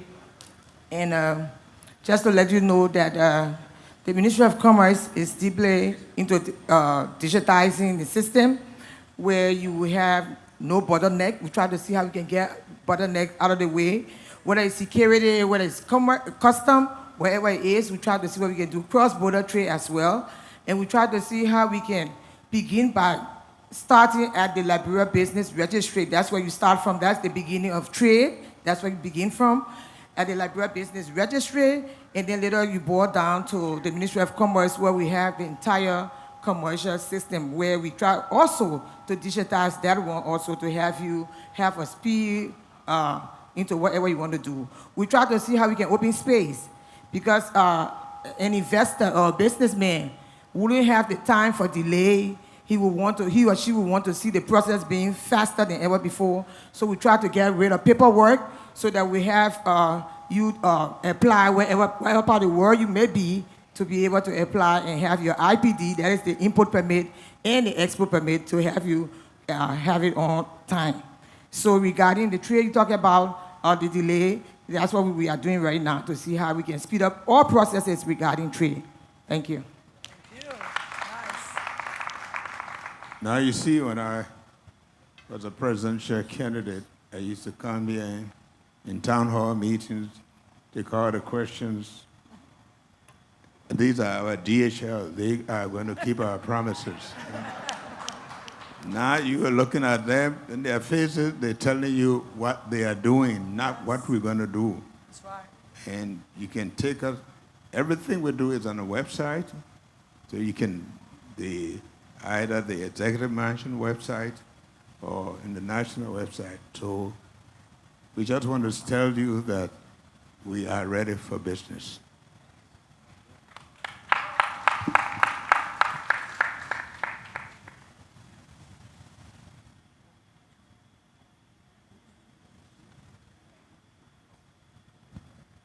Your Excellency, Mr. President. Thank you for engaging us. I engage with Gloria McIntosh. I'm the director of the Center for Public Health Practice and Professional Development at the American Public Health Association, and proud member of Margaret Bellish McIntosh. I applaud your efforts. I applaud your efforts to build our healthcare infrastructure. However, I kindly ask, how is... All right, sorry. They would like me to start over. Sorry. So, Your Excellency, I said I would like to thank you for engaging the Diaspora. I engaged with Gloria McIntosh, Director for the Center for Public Health Practice and Professional Development at the American Public Health Association, and proudly the daughter of Mrs. Margaret Bellish McIntosh. I applaud your efforts to build our healthcare infrastructure. However, I kindly ask a very important question.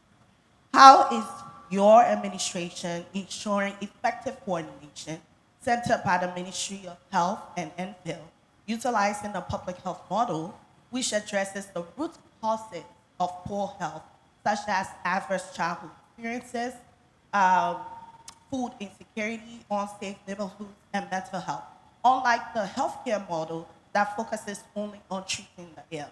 Prevention is better than cure, the public health model also reduces the long-term burden on the society, and we utilize that effectively during infectious epidemic in a data-driven manner. So my question is, how can we switch from the healthcare model to the public health model that centers the social determinants of health, which are the social factors that actually contribute to poor health? Thank you.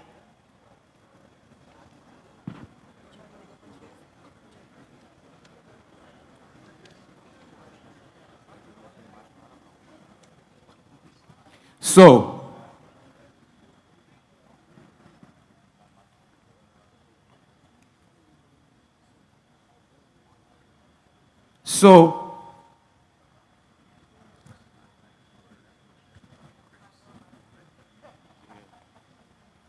please, ladies and gentlemen, ask just your question and be to the point. We don't want the premises so long that we get discombobulated. Okay? So just ask your question. If your question is too long, we're going to cut you off.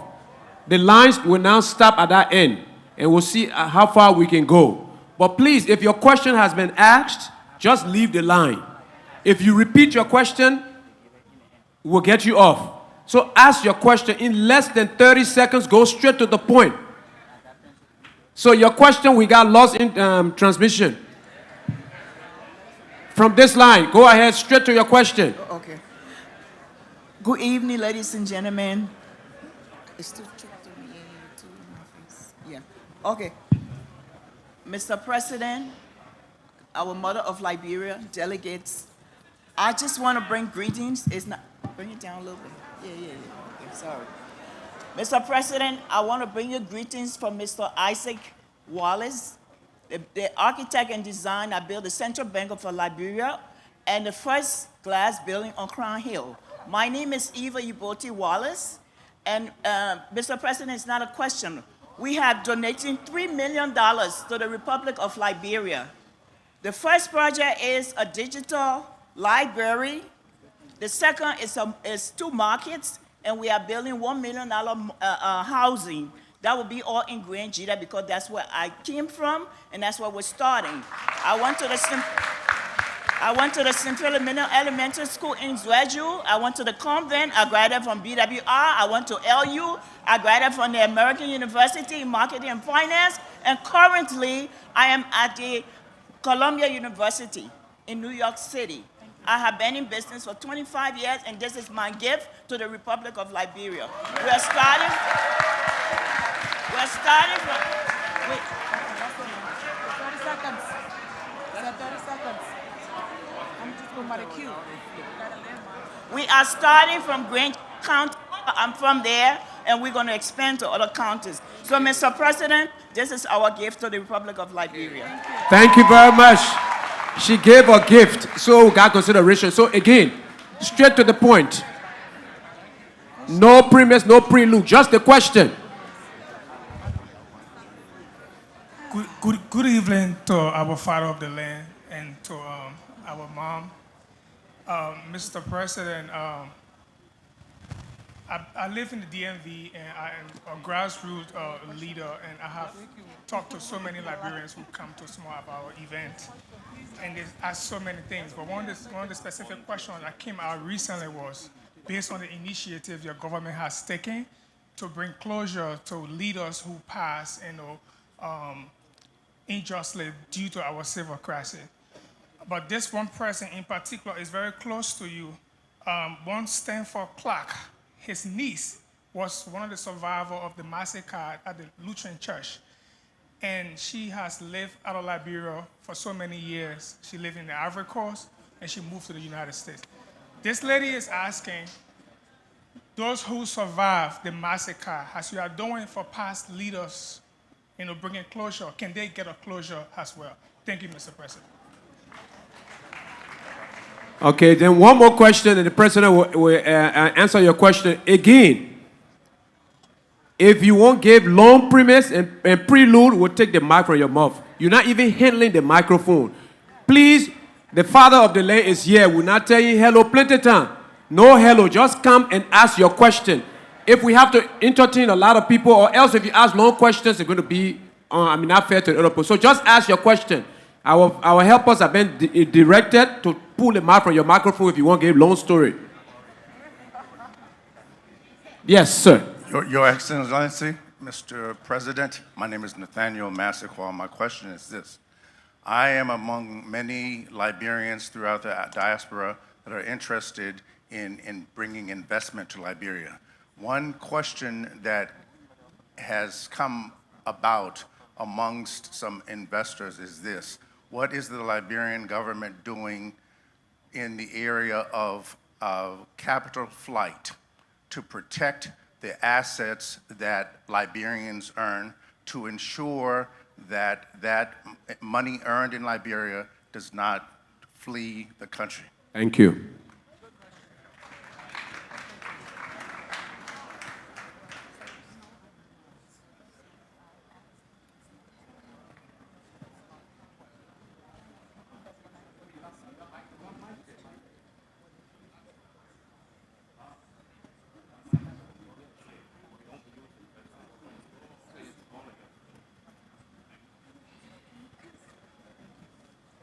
Okay, let me just say that the government is doing a whole lot to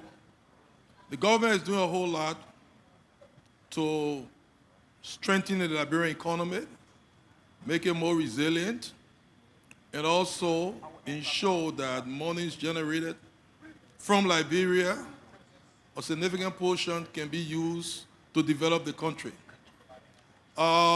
We don't have what we call capital controls, which to some extent is seen in many jurisdictions as being one attractive feature of the Liberian economy, but it also has its own drawback because others have abused it.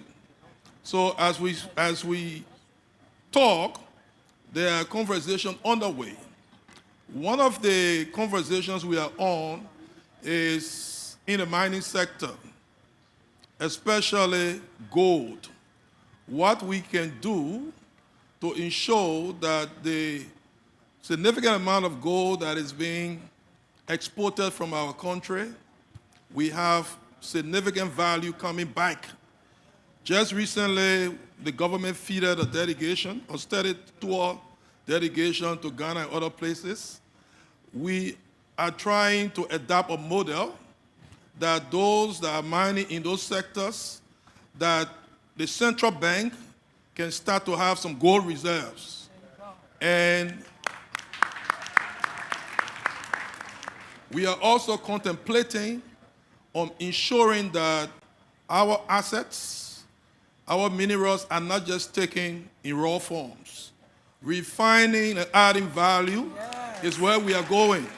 So there are investors who are already online wanting to help us as we try to move from the rudimentary form of just extracting, but adding value. It's not only for gold, but for many of the other sectors that we have endowments. So there are a lot of things on the way. I cannot go in details, but some of you that have the time can contact us. We'll tell you all that is happening.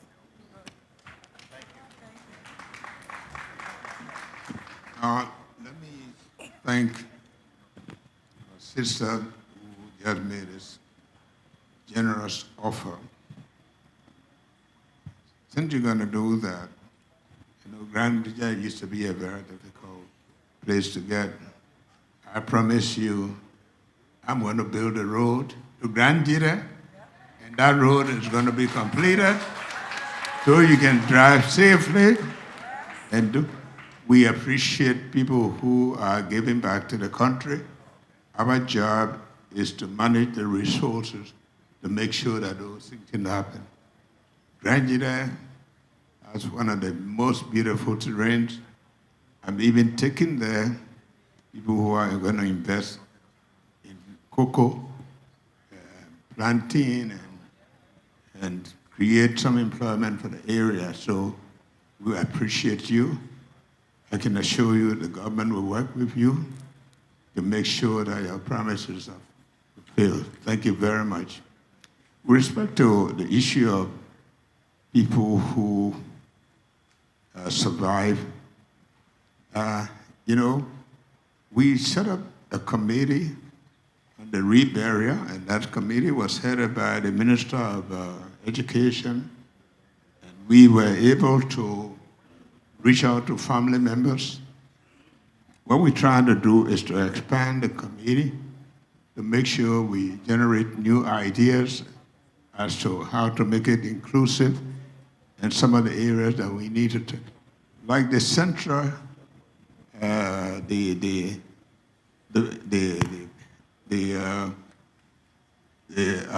our well-known Central Street cemetery. That's not a place anymore. We are thinking about what to do with it. So there are many things that we need to do, that we're planning to do, to make the Liberians know that we are serious about bringing the people together. So any ideas you have that is not inclusive in what we're doing, please let us know. Well, thank you very much. Okay, so we're giving you cards to write your question. Please, just write your question so you come and read it. Let's go from that end. Hello, my name is Ophelia Nurse Barr. My question is, what is the Liberian government doing to decrease the mortality death rate? Thank you. And we go to the far right. Yes.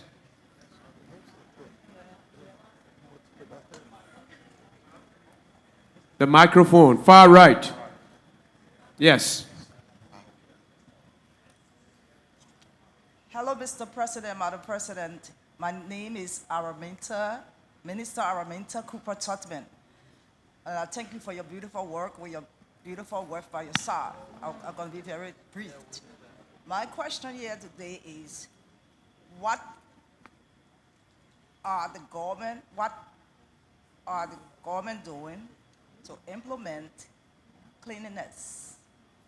For instance, environmental services. Would you all make a law and order where people can stop throwing trash in the streets, or will it be a recycling facility? Okay. That's something I was interested in. Thank you. Thank you. And then one question from this end, and the President will respond. Good evening, Mr. President. My name is Lindora Hawadiawara. I have a concern about harassment in the immigration sector in Liberia, across the country. When we travel through the country, there's a lot of harassment. To what extent is your government taking into consideration immigration and customs services so that when we come home, we can no longer be harassed? Thank you. Thank you. Thank you. We'll now allow the President to address the questions. Well, I think this is the arrest agenda. Sanitation is well noted. The reason for that is that we are a developing country. Cleanliness is next to godliness. And besides that, sanitation is very, very important. If you have gone to Monrovia maybe about a year ago, you will see the difference. You will see a Monrovia that is cleaner, but it takes some time to work with partners, like talking about how we go about disposing. The resources are not just there. Even when I drive along the street, I call the city mayor, but in all honesty, Monrovia is much cleaner, but not just Monrovia. We're concerned about the country. So sanitation is very important to us, and we have taken a lot of measures. The city mayors, fortunately, the two city mayors, Painesville and Monrovia, are doing a very good job. What they're trying to do is to mobilize resources for The city, that city was for 350,000 people. You have more than 1.5 million people. And not everybody knows what to do, but we are working with it. I can assure you, Monrovia is on the move to making sure that we get rid of all of the things that are hampering us, like you look in Monrovia, people build everywhere, so you have flooding, you have all. It takes time to get rid of these things. We just had to tell you that you're a little bit patient with us. We're doing everything possible. That's part of our agenda. On the line of the harassment in immigration, it is a fact. We discussed it at the ECOWAS meeting, because if we talk about even cross-border trade, we can't do it with all the harassment. But you know very well that to get rid of these things is not overnight business. I am trying to put into place a measure at the RIA, where we have cameras, we can pick up. I like for Liberians to go home feeling that they are going home. They have been welcomed rather than being harassed. They worked with me way back. Maybe they treat foreigners even better. But I can assure you, these are the measures we're taking. We cannot always be making promises. We are making effort. We have tried. We inherited a lot. Right now, most of those people, you get rid of them. Some of you will be begging for them. Oh, you know, they ain't got a job and so forth. But you have to take guts to make cuts. So gradually, the discipline is coming into play. And sometimes the people also, some of these people were not even on payroll. And I used to say, you pretend to pay the people, they pretend to work. So we will put the right people there, pay them the right salary, and make sure do the right thing. I want to promise you that.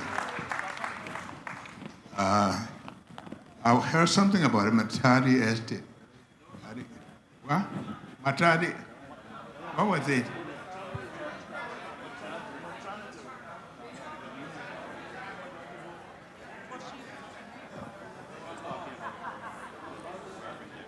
Maternity.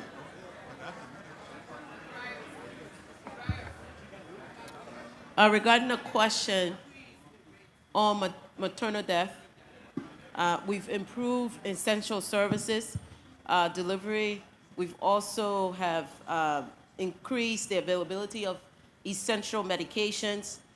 We've included skilled birth attendants, added diagnostics tools like ultrasound machines to the hospital care, and additional ambulances in number of 25 will be added to our fleet in January. So these are just some of the minimal steps that we're taking to improve maternal death. Besides that, the Minister of Health is not here, but we know that the support to the health sector is scaling up. If you go across the country, we are not where we want to be, but we are not where we were in 2024 January. Drug supply across all the hospitals has improved materially. JFK has improved materially. The services have improved. We are trying to ensure, and we're ensuring now that we have constant electricity. One of the sectors that was badly hit by the USAID cut was the health sector. The biggest donor was USAID, but the government intervened. The fact that things have not reversed was on account of government's intervention. We've also increased the salaries of health workers across the country. Some of you might have seen health workers in, Dunbar Hospital? CB Dunbar Hospital celebrating because the plight of health workers have improved because of government incentivizing. So one of the things that is happening is that drug supply is constant across all the hospitals. All the county health systems are being given supplies on time, logistics, medical equipment, and the new budget that we are crafting, the health sector the support is going to increase. I just wanted to say something shortly on harassment. We've agreed, thanks to the performance contracts we've signed with the president, we've agreed something that is called service charter. What we say we will do, each ministry, the Director General of the Cabinet, Nat Kwabo coordinates that. We at the Ministry of Finance, the LRA, the Liberia Revenue Authority, you know, the Revenue Department was under the Ministry of Finance before. Now it is autonomous, but we coordinate. There's a board that the Ministry of Finance is on. One of the things we've promised in our service charter we're about to roll is suggestion and complaint boxes that were installed at the Ministry of Finance, and the Director General, the Commissioner General of LRA will also ensure that wherever custom people are, people will have opportunity to complain. It's not going to be boxes only, but we're going to have hotlines where if you interact with our people and they put you, quote unquote, on the wall for stuff, you can have means to complain. And we will take your complaint and we'll act on it, and we'll act expeditiously. So you're going to see that happening. It's part of the things we promised the Director General of the Cabinet, and we are going to be greater on it. So when we rolling it out, we'll inform you. You will know how to contact us directly, the numbers, and you will have boxes at places that you transact, so that when you have any issue with anyone, you can write your complaint, and that complaint will be seen by no less than a minister or the head of the entity and others involved. Thank you. Let me by saying that don't just see these things happening. We are fighting corruption, we're increasing accountability, and we are not playing with that. We're not going back on that.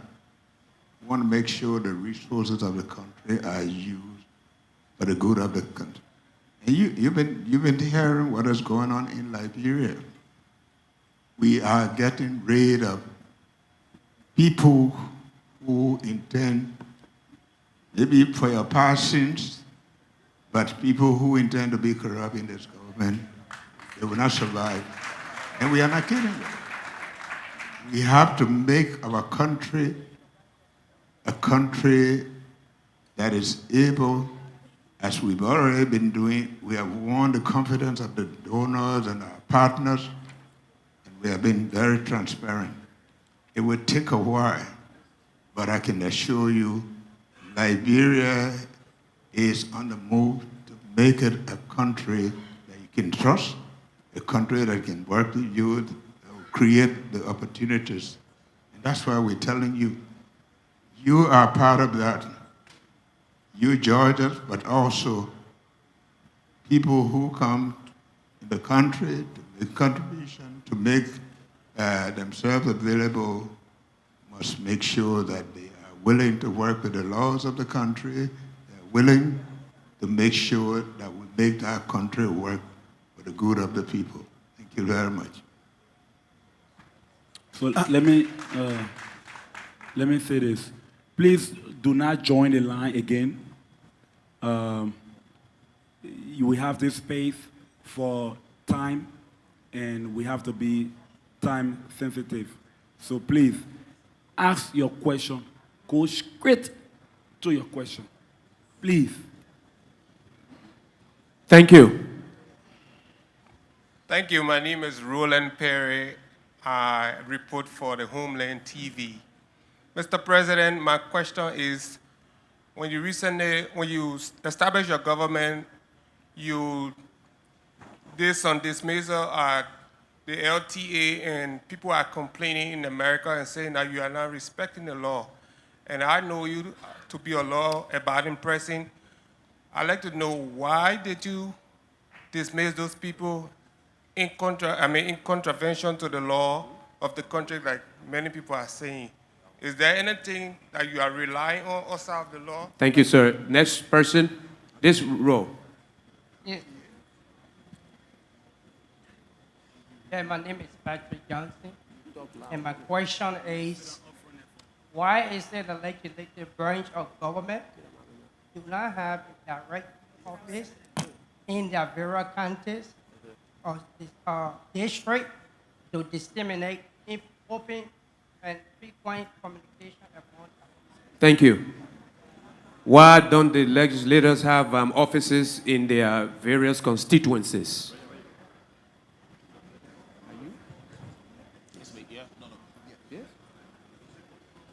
Yes.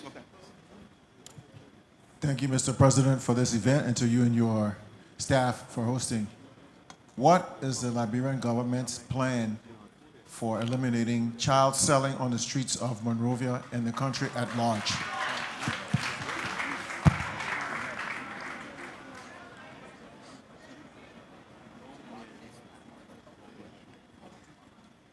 Mr. President.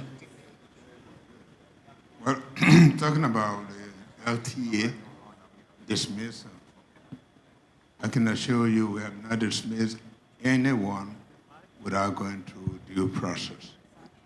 And the way it happened is that there are a lot of people we inherited who have tenure. But having tenure, we respect.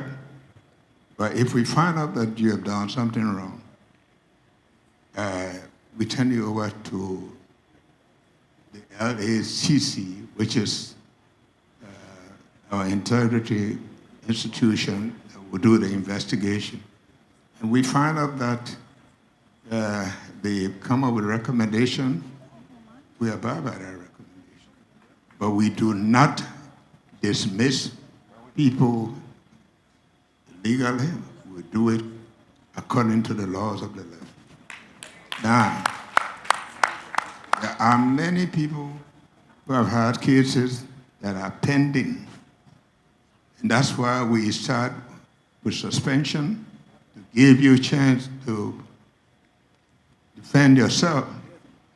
If you're not convincing whether you have tenure or not, if the law says that you cannot keep that job, I'm sorry, you have to take it because of something that you have done wrong. And now, with respect to the legislatures, some of them do have offices in the counties, but that's the reason we're saying that we should use our resources well to make the counties accessible. You can't have a legislator trying to go to a county for 3 days, they can't get there. But when we begin to open up the country, build a road, we are not in position to demand that they do it. The citizens can do it because they are the ones who elected them. And I think it's just proper that they have offices there. Most of the legislatures, when they are in session, out of session, sometimes they go home, sometimes they don't. It is not the executive that asks them to do so. But again, I think some of the legislatures do have offices in their counties that I know. Mr. President. Mr. President. No, I just wanted to, on the LTA thing too, I just wanted to make one clarification. So the question I was asked, nobody was dismissed from LTA. The commissioners that were at LTA, all of them resigned their positions. And we have all the letters of resignation. They all resigned. So there was no dismissal there. So the information you have is wrong.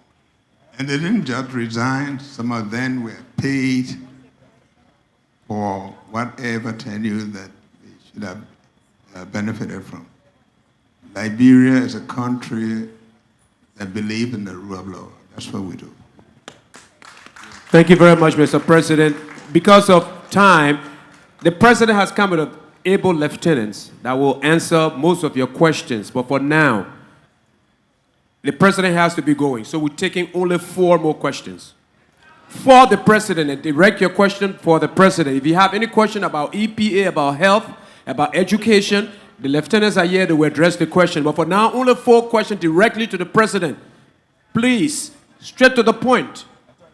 Yes. Hi, Mr. President. My name is Edrins, and straight to the point. How is the president leveraging the 400 years law that the United States passed to increase tourism in Liberia, and also regarding the environmental protection in the mining sector? Thank you. Environmental protection expert will answer that question right here. Yeah, Please. thank you, Mr. President. My name is Uroy Scott from Woodbury, Minnesota. I'm the president for the CEO of Quantum Location Services. My question is actually for Dr. Jad. There's too much variance within the education sector within Liberia. Have you ever thought about having regional educational hub, like boarding schools, so all the students can go there and we can be able to tailor our resources to what I end? Thank you. That question will be answered by the education minister. Let's go. Question for the president. When will Liberia build a steel processing factory to make steel from iron ore? Thank you. What a short, beautiful question. Yeah. Mr. President, thank you for the opportunity. I'm your friend's daughter, so thank you for the moment. Leonard's daughter. My question is, we have a lot of mental health professionals working and helping out in Liberia. Where are your seasoned addiction and substance use disorder professionals? I am here to help. I have national, international, state recognition. What does that mean? Not to boast, it's for me to help my people. I want a conversation with you because this impacts, can we please put resources from education to our finances to help our situation in Liberia because it impacts all areas. Thank you. So, those will be the questions for the president. He will answer them. After that, the panel is here and they will answer all your other questions. We'll try to buy as much time as possible, Mr. President.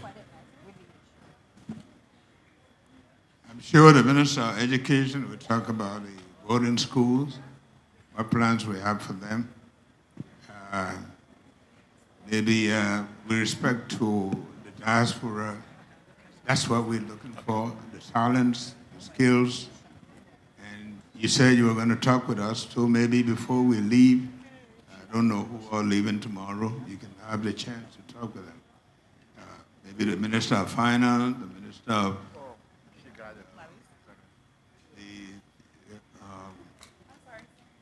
Economic Advisor, they're all here, they're available. Environmental protection, I think even with respect to our climate issues, we did bring, is there somebody here for environment? The EPA?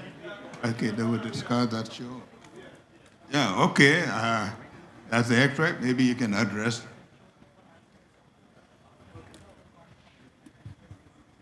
Thank you. Environmental issue more generally, the EPA is responsible to manage the environment. Under this president, we don't quite some job. There's still some more to go. In terms of enforcing the law, like we're talking about waste management first, you need to have a policy in place. We supported the city government. We have a policy in place as to how to manage the waste. That policy is private sector driven. A lot of Liberians are taking advantage of it now. Other areas, in terms of enforcing companies to abide by the law, if you follow the work of the EPA in recent time under the administration, companies are now following the law. Why? Because if they don't follow the law, we fine them. In 2024, we imposed $1.2 million fine on companies. Some of them could not even operate because they can't afford to pay the fine because they are in violations. When it comes to climate change, this is where the opportunity is for business. Carbon market. There's a whole science we can go through here. We don't have the time. But the idea is if you have you want more information, contact us in terms of carbon market. The policy is almost ready. Waste management, we done research on the wind time. You can generate methane gas. Not only that you will sell that gas, you can generate carbon market from it. We really want Liberians to take advantage of the opportunity in the environmental sector. The whole climate finance, everything is about innovation, renewable energy. If you plan to invest in renewable energy, Part of that is not only that you make real money from selling electricity, you also get carbon credit when you come to forest management. So a lot we are doing in terms of environmental health for the country, and we get asking other people to join us. To be told, we have gotten a lot of support from the president in terms of enforcement. Even if a company does not want, there have been times I go and see him, he said, we can top play in this country, we can enforce the law. Go and enforce the law. And we are enforcing the law. EPA.gov.lr is very active. Go there, you will get a lot of information about the environmental situation of Liberia. Thank you. With respect to the steel, part of our agreements now, the concession agreement that we're working on, we want to make sure that companies that qualify will be able not just to extract the iron ore and take it out of the country, they must be in position to make sure that they will be able to create value addition by making sure there will be a steel mill that will make sure jobs are created locally for our people. We're not allowing any more new concessions to take our minerals and just take them out of the country. Some of you will know there will be a delay, but we have the minerals, and they have to work with us. So if you see there are delays in concession agreements, some of the delays are to make sure we get people who are going to stick to the rules. We're going to make sure we cannot benefit from just taking iron ore and exporting it. But we are working on that. We are not talking about agreements that were there before we took over, but we are making sure that the new agreements are in compliance with what this country is going to do to move it to the next step. So I want to just assure you this is what we're working on, whether it's in the gold sector, in the iron ore sector. You hear about some of the minerals that have been so far discovered, like lithium and things. We will get the ideas how to work to make sure that we can maximize benefits for the country. Thank you.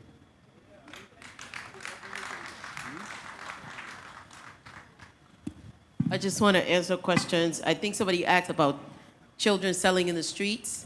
The ministry agenda has initiated a program to get street children out of the streets, and it's an interministerial collaboration with the LNP and the Ministry of Education, as well as the Ministry of Justice.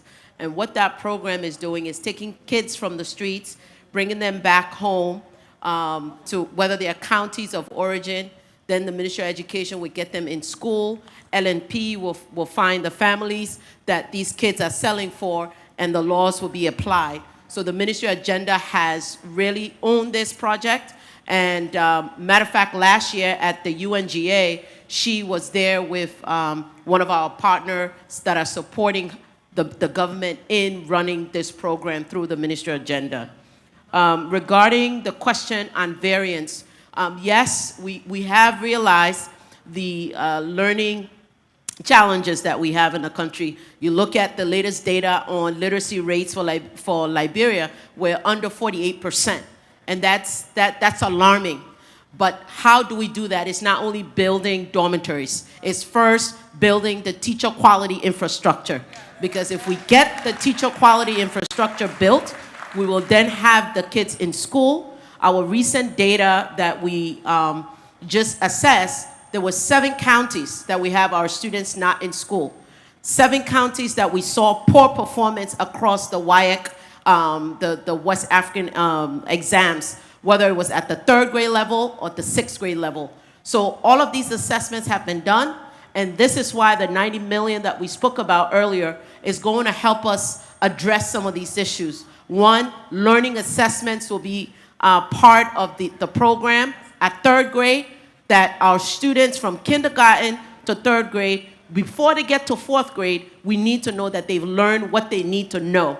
And then at the 6th grade level, And that's the scaffold we're building before we expand to now regional hubs. Currently, our structure for education is structured that way. Each county has a county education officer, and we have 125 district education officers that help us run the education sector in a decentralized format. So it's a scaffold that we're building. Thank you. Thank you very much, ladies and gentlemen. Please remain in your lines. Nobody else will join. We want to say thank you, His Excellency President Joseph NYUMA BOAKAI. We have some president engagements. The president will, and the first lady will now leave us. Thank you very much. The staff, he's going to sit down, and then you continue the questions and direct your questions to any of the ministers here, and then they will answer your question. A big round of applause for the president, and big round of applause for you for conducting yourself so beautifully. We now want to...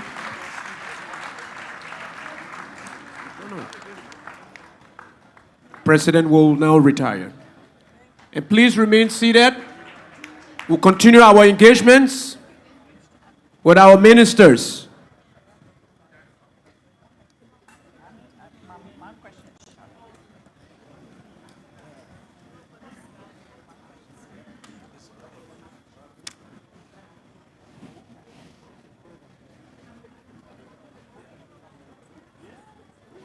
We want to guarantee we are committed to making sure your questions are answered. So those in line, remain in line. Your questions will be answered. That's our guarantee.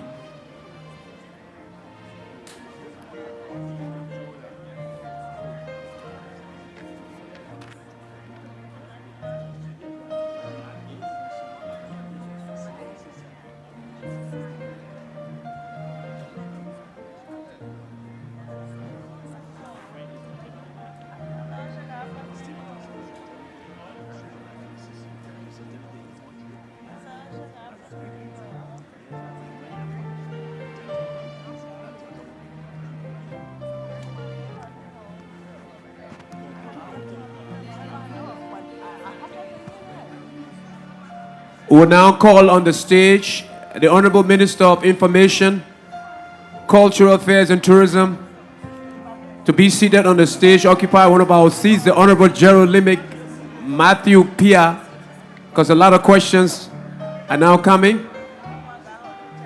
And Legal Advisor Bujubank Keita, kindly mount the stage.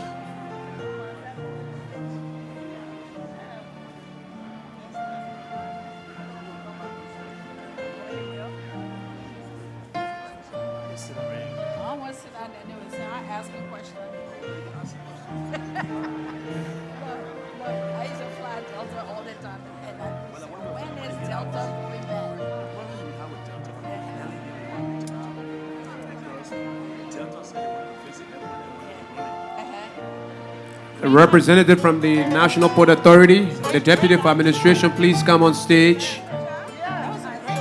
In a quiet Liberian classroom, a young girl bends over her notebook, her pen moving with care across the page. Her letters are beautiful, but when asked to read them aloud, her struggle tells a deeper story. She had the most beautiful handwriting, filling her book with neat letters. But when asked to read what she had written, she struggled. She could not. She could not even read the words printed on the page. Okay. Her story reveals Please be seated. We'll now continue. Literacy crisis, where 14% of children We'll continue the town hall. Please be seated. Proficiency by the end of primary school. Please be seated. A 23-year-old 10th grader. And if you are asking your question, by day and sells just make sure you direct your question She is determined to the official to of government, school, but she represents the reality that nearly 2 out of 3 Liberian girls will leave school before completing secondary education. In NYMBA, a disabled student's attendance at school means he must undertake a nearly Please turn the video 3-hour down. journey on Please. crutches daily. Thank you. Navigate. Okay. Thank you, thank you, thank you. And be seated, please. Be seated.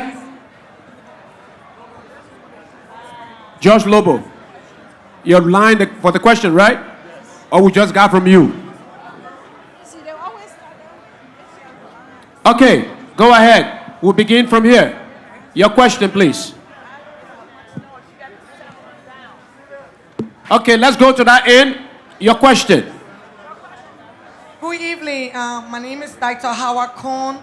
As a doctor of nursing practice, my question is, what step is your administration taking to ensure that advanced practice registered nurse trained abroad have their licenses recognized and accredited in Liberia so that we can practice at the full scope of our training and help to strengthen the country's healthcare system? Thank you. This round. Thank you. I hope everyone can hear me. Excuse me. I feel like I'm an ambassador of Africa and the California Congressional Black Caucus delegation and the International Association of African American Ambassadors to the continent of Africa and the Middle East. My question to you and to your ministers, first of all, I think it's a disrespect for the president to leave when we're in the midst of questions. Number second is, the question is, why is it that the California Congressional Black Caucus delegation, who celebrated Liberia in 1994, who's been trying to help Liberia, have not been received and helped even as this day when we're trying to get you to come to California, meet the governor and all of the black mayors in California. Thank you. Thank you. Far right in. Far right. My question to the president is that, my question to the president is that he have asked us to come home. I'm a retired engineer. I work in the areas of roads and drainage. I work in stormwater and traffic engineering. My wife, Dr. Wallace, have a doctorate degree in education. The last time we saw the Capitol building was on fire, we saw the Capitol, this is the question, we saw the Capitol building on fire, we see the House of Representative members are fighting. How do you want us to come, what is it your administration is doing to ease down the tension, to give us the peace to come home, to know that everything will be okay? Thank you. Information Minister, Shirley Pierre.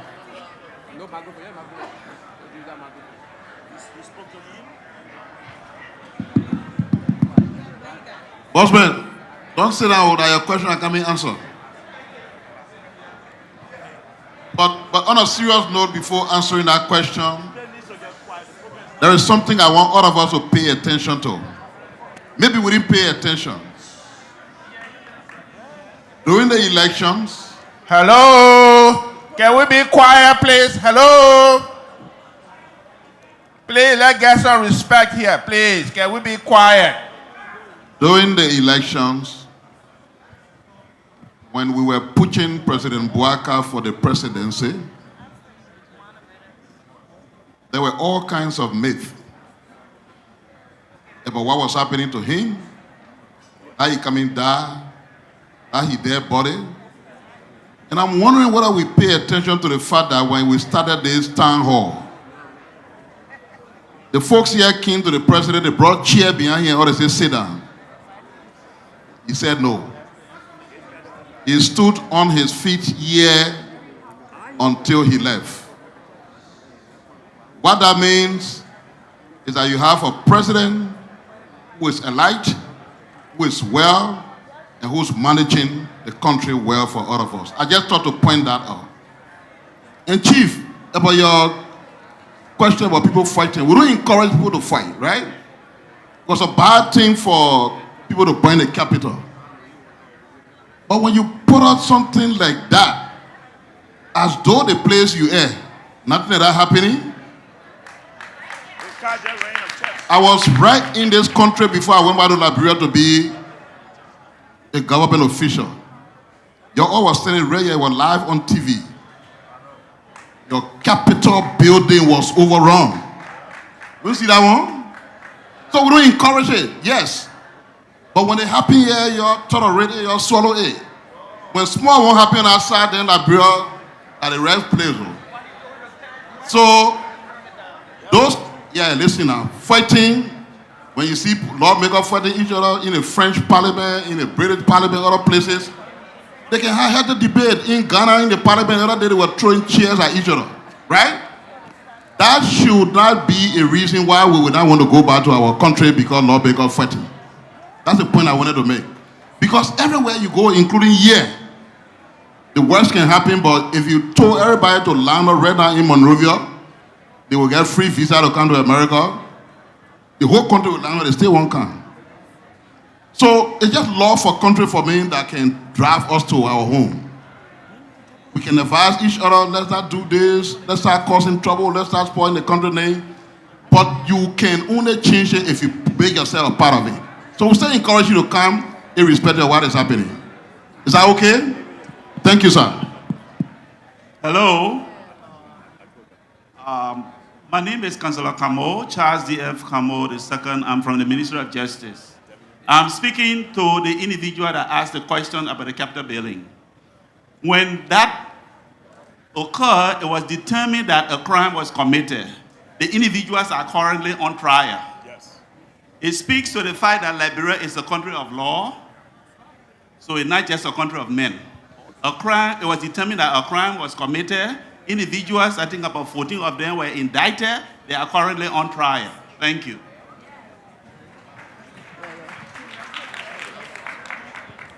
So, ladies and gentlemen, I'm sorry, but time is fast spent. We all live here, and we know that, you know, whatever we rent, we have time limit. So we'll take the next few minutes to just take three questions to be able to wrap this up. I'm sorry, but next year we'll do it better. Thank you so much.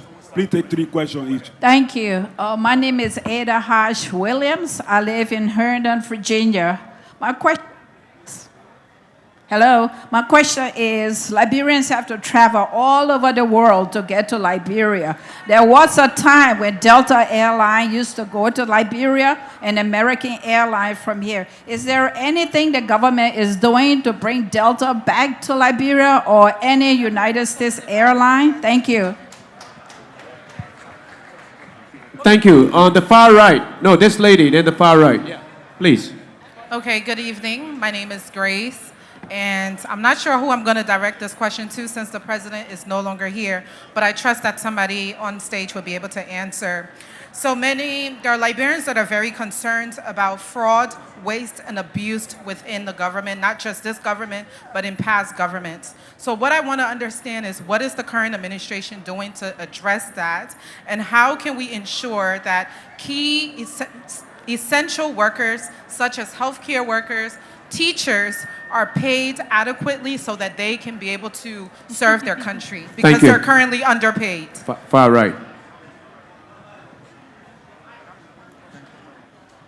Hello. My question is to the EPA. A very serious thing is happening in Liberia, erosion.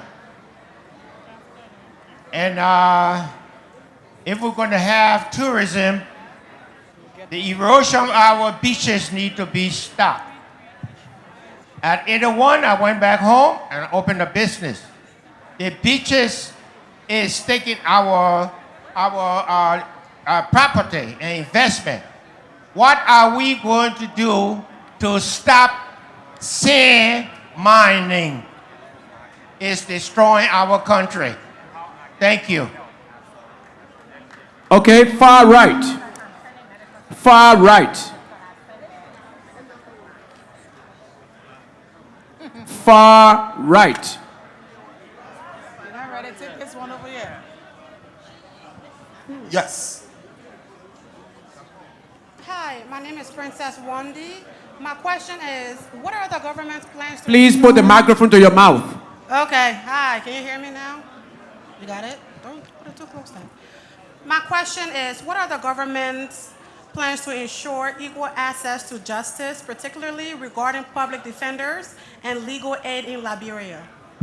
Thank you. Equal access to justice. We'll now give the panel the opportunity to address your questions. Okay, I will start with the last question. There is a current legal aid policy. There was an effort inaugurated by the UNDP to have a legislation on legal aid. We vehemently oppose that at the Ministry of Justice, and this is the reason. There is currently regimes in place in Liberia for legal aid. The judiciary has the public defender program. That's an effective legal aid. The Liberia Bar Association has a legal aid clinic. IFL has a legal aid clinic. There is another NGO called Her Voice has a legal aid clinic. What we encouraged UNDP to do was to support these institutions in order to expand those programs, but not to create a national legal aid, not to legislate a national legal aid that will create an institution that will not have money to sustain it. I will also attempt to speak on the issue pertaining to the sand mining. At the moment, for quite some time now, Minister of Mines and Energy imposed a moratorium on sand mining. Most of the construction that are going on in Liberia, the sand that are used in those construction are from the rivers. Intermittently, sometimes they will lift the moratorium on specific locations. There are individuals that are still doing illegal sand mining. So sometimes it is necessary, if you have a property that is undermined by that initiative, you need to report that to Maritime or the Ministry of Justice and the Ministry of Mines and Energy.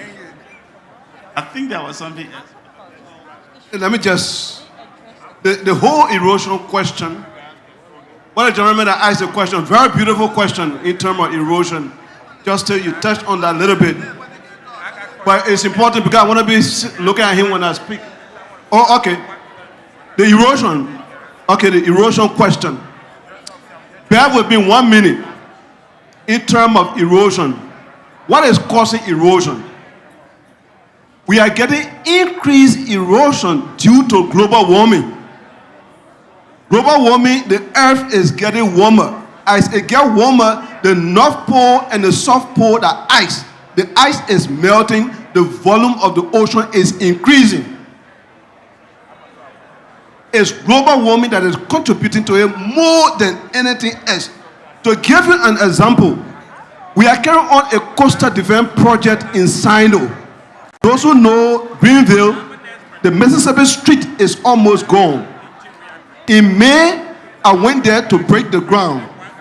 In September, when I went back, the coconut trees, where we broke the ground, the coconut tree was gone. So it's global warming out of our responsibility.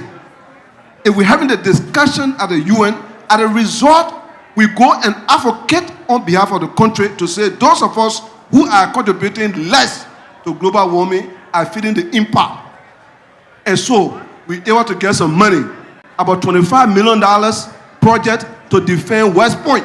Because if we don't do so, West Point will be washed away. It's currently ongoing in Sino and many places. But Justin already addressed the mining issue. There is a moratorium on it, but it's coming from the river sand mining, and that is also some problem we're dealing with. So erosion is all of our responsibility so that we keep the temperature down. It's a whole complicated thing.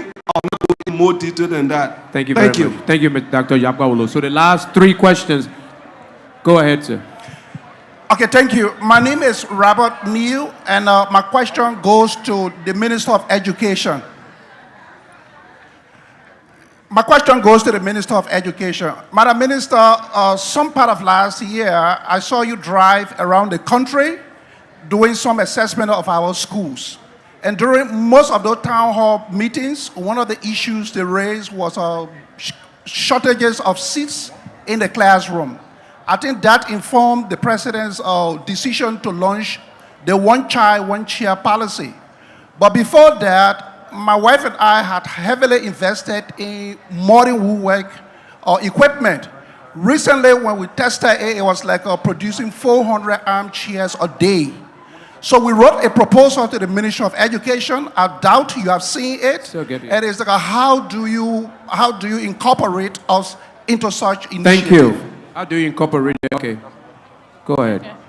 Good evening. My name is Janine Glay. I'm the daughter of Associate Justice Gina Emanuel Rear, deceased, and Emily Deeks Rear, proprietor of Our Club Memorial Preparatory School. The concern I have pertains to human capital. Sustainable recovery will require more than just instituting economic reforms. Our country has struggled in terms of adopting a set of national values to guide us to patriotism, discipline, and abiding by the rule of law. So my question is, what concrete steps are being taken under His Excellency Joseph Yuma Boykai's government to ensure that through education, governance, and civic engagement, we as a nation set a moral benchmark that rewards patriotism, discipline, and sacrifice at all levels. Thank you very much, to ensure that the progress we have made and will make as a nation is sustained and advanced. Thank you. Thank you.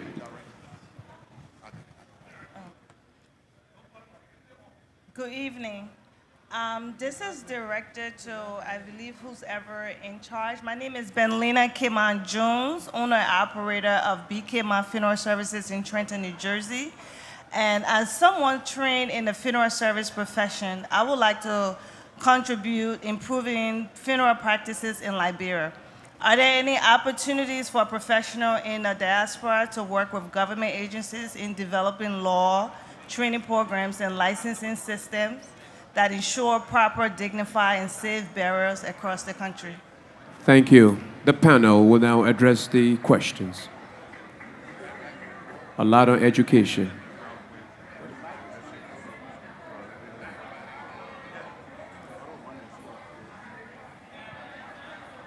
So to the person that asked the question about the one chair, one child policy, what we have done at the ministry is start the process of changing the chairs in our classrooms. Most of the chairs or seating in our classrooms are wooden, and some of them are very low grade.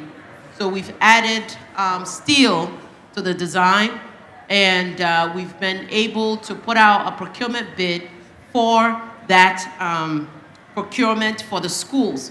So I would encourage you to get information from the PPCC to get your entity registered so that when the ministry puts out bids for chairs and seating, you can certainly participate in the procurement process. It's a fair and transparent process. It's done electronically, so there's no issues of non-accountability and transparent process. So that's what I would encourage you to do. Regarding your proposal, I have not seen it, but I can certainly get you to talk to one of my assistants that's here with me to share the information. When we do get back, I will try to access to review. And there was a question, I think, from this young lady here about civic responsibility. At the level of education, what we're doing is trying to reintroduce civics back into our schools. We've already done the civics curriculum and some textbooks for primary grades, and now we're looking to expand that. In addition to that, it's starting the National Service Program, both at the Ministry of Youth and Sport and at the Ministry of Education, and to give young people the experience to be patriotic and give back. if you are, for example, receive a government scholarship, what do you give back to the country, right? So the National Youth Service Program are instruments that we're using to instill this type of patriotism and civic responsibility back into schools, into young people, and into our society. And there are other endeavors that are happening across sectors, but I'm just speaking specifically to education and what I've been able to do along with my colleagues in other sectors. And I think someone asked a question about reciprocity with nursing credentials.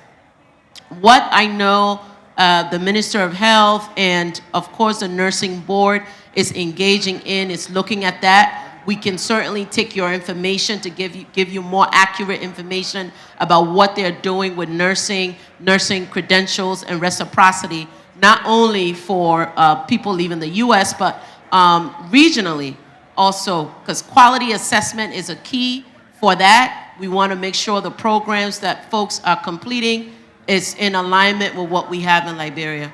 Thank you. Well, I would need to confess that the question on the funeral homes, I need to confess that I too need to learn a little more than that. But I will get your contact. We'll link you up with the Ministry of Health. I'm impressed with your expressed desire to help. For us, this is a green field. Yes, I'm impressed with that. And we'll link you up with the relevant sectoral leaders in order for us to benefit from your expertise. Definitely. Okay, I'm told the EPA is also involved with the funeral service business. So he's right here too. He's going to link up with you immediately after we close the session. I just wanted to say something, just to clarify something. The President takes this engagement very seriously. That's why for 3 days, he's been very involved physically, and the time allocation he has given has been very generous. The President's departure was on account of advice. When the President travels, he's under the guidance of the Secret Service. So there are time exposures for VIPs. So I just wanted to state, because there was somebody that put up some issue about why the President left. He did not leave. Left with the President would have been here until, wee hours. He came prepared for it. So he was advised that he had to leave. That's why he mandated that we remain here. Next time, maybe we'll start earlier. We got to learn from it so that we engage for the long haul. I just want to say in conclusion that we remain open as a government. Each of us will share contacts. We don't know all. We are opening up. Many of the entities we run have websites. You can check. We also have Facebook pages, LinkedIn pages. We want to make ourselves more accountable to Liberians generally, especially Liberians in the diaspora. I'm very impressed. The President has said that besides having a diaspora office, he's thinking about a diaspora commission. He said it. Yesterday, the pro tem announced the intentions of the Liberian Senate. And we in the budgeting process, we say that when we give you more and you use it well, you are justifying getting more.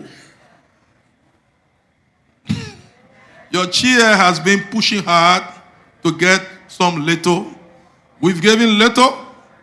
Government, let me say this, government is the biggest donor to the Diaspora conference. I need to state, you have the UNDP and others, but government is the single largest donor to this conference. What we have seen, we are in budget hearing.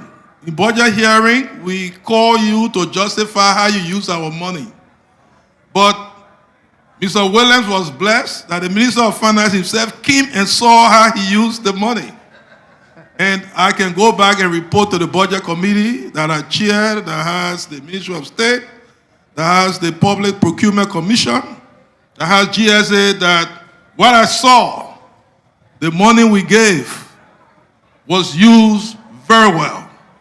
And so they are justifying scaling up. We will continue to support this because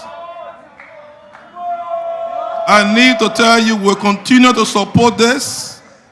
We want to be able to benefit from Liberian expertise. You are planning your annual return in December. Some of the thoughts we are having, it should not only be about celebration. Before we had something called the Senior Executive Service Program, in which many Liberians in the diaspora were attracted to the public service over a period of time.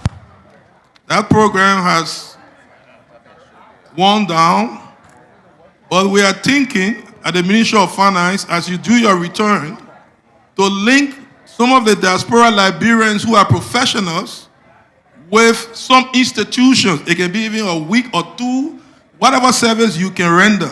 You can go and teach, you can go and do something, so that the period of return should not just be a period of going to the beaches and what have you, it can be a period of giving. And we are thinking of ways to incentivize that. We'll be talking with Mr. Williams and some of the others here as to how we can institutionalize the return in a more concrete way. So I just want to say thanks, for this. We've learned a whole lot. We've taken notes. They have the opportunity to let us know what you think, and we'll address those concerns of yours. Thank you. No hand, no hand.